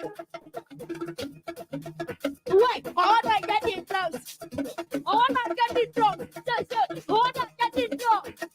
All I get it drunk. All I get it drunk. Okay, give me over. Can I get over? That's it. I get up. I get up. I get up. I get up. I get up. I get up. I get up. I get up. I get up. What? I don't like the dance that I can't want people in the land for the condition of the hole. I don't like the dance that I can't want people in the land for the condition of the hole. What do you not get? How much you don't get what you want? They can try to us. What do you not get? How much you don't get what you want? They can try to us. You are broke up, bro. How can you broke up, bro? Say, you are broke up, bro. How can you broke up, bro? He gave up. He said, I gave up. I gave up. I gave up. Oh, yeah, I get it drunk. I want to get it drunk. I want to get it drunk. Oh, yeah, wait, when I move your body, it shake your body, who move your body, it shake your body, when I move your body, it shake your body, who move your body, it shake your body, wait,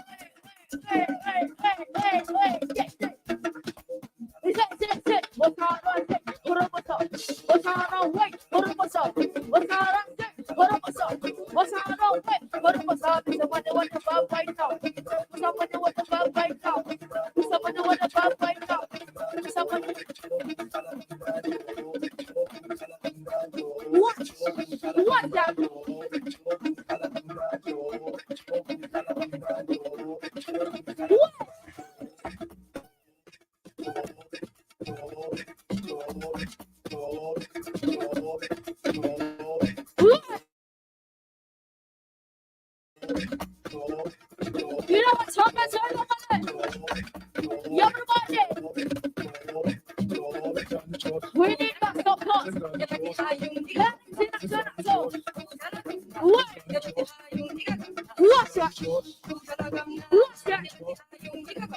that? Who's that?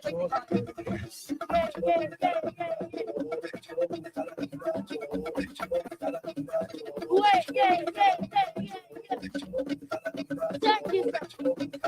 We need their support. Anything. Wait. Everybody, let's go. Everybody, let's go. Everybody, let's go.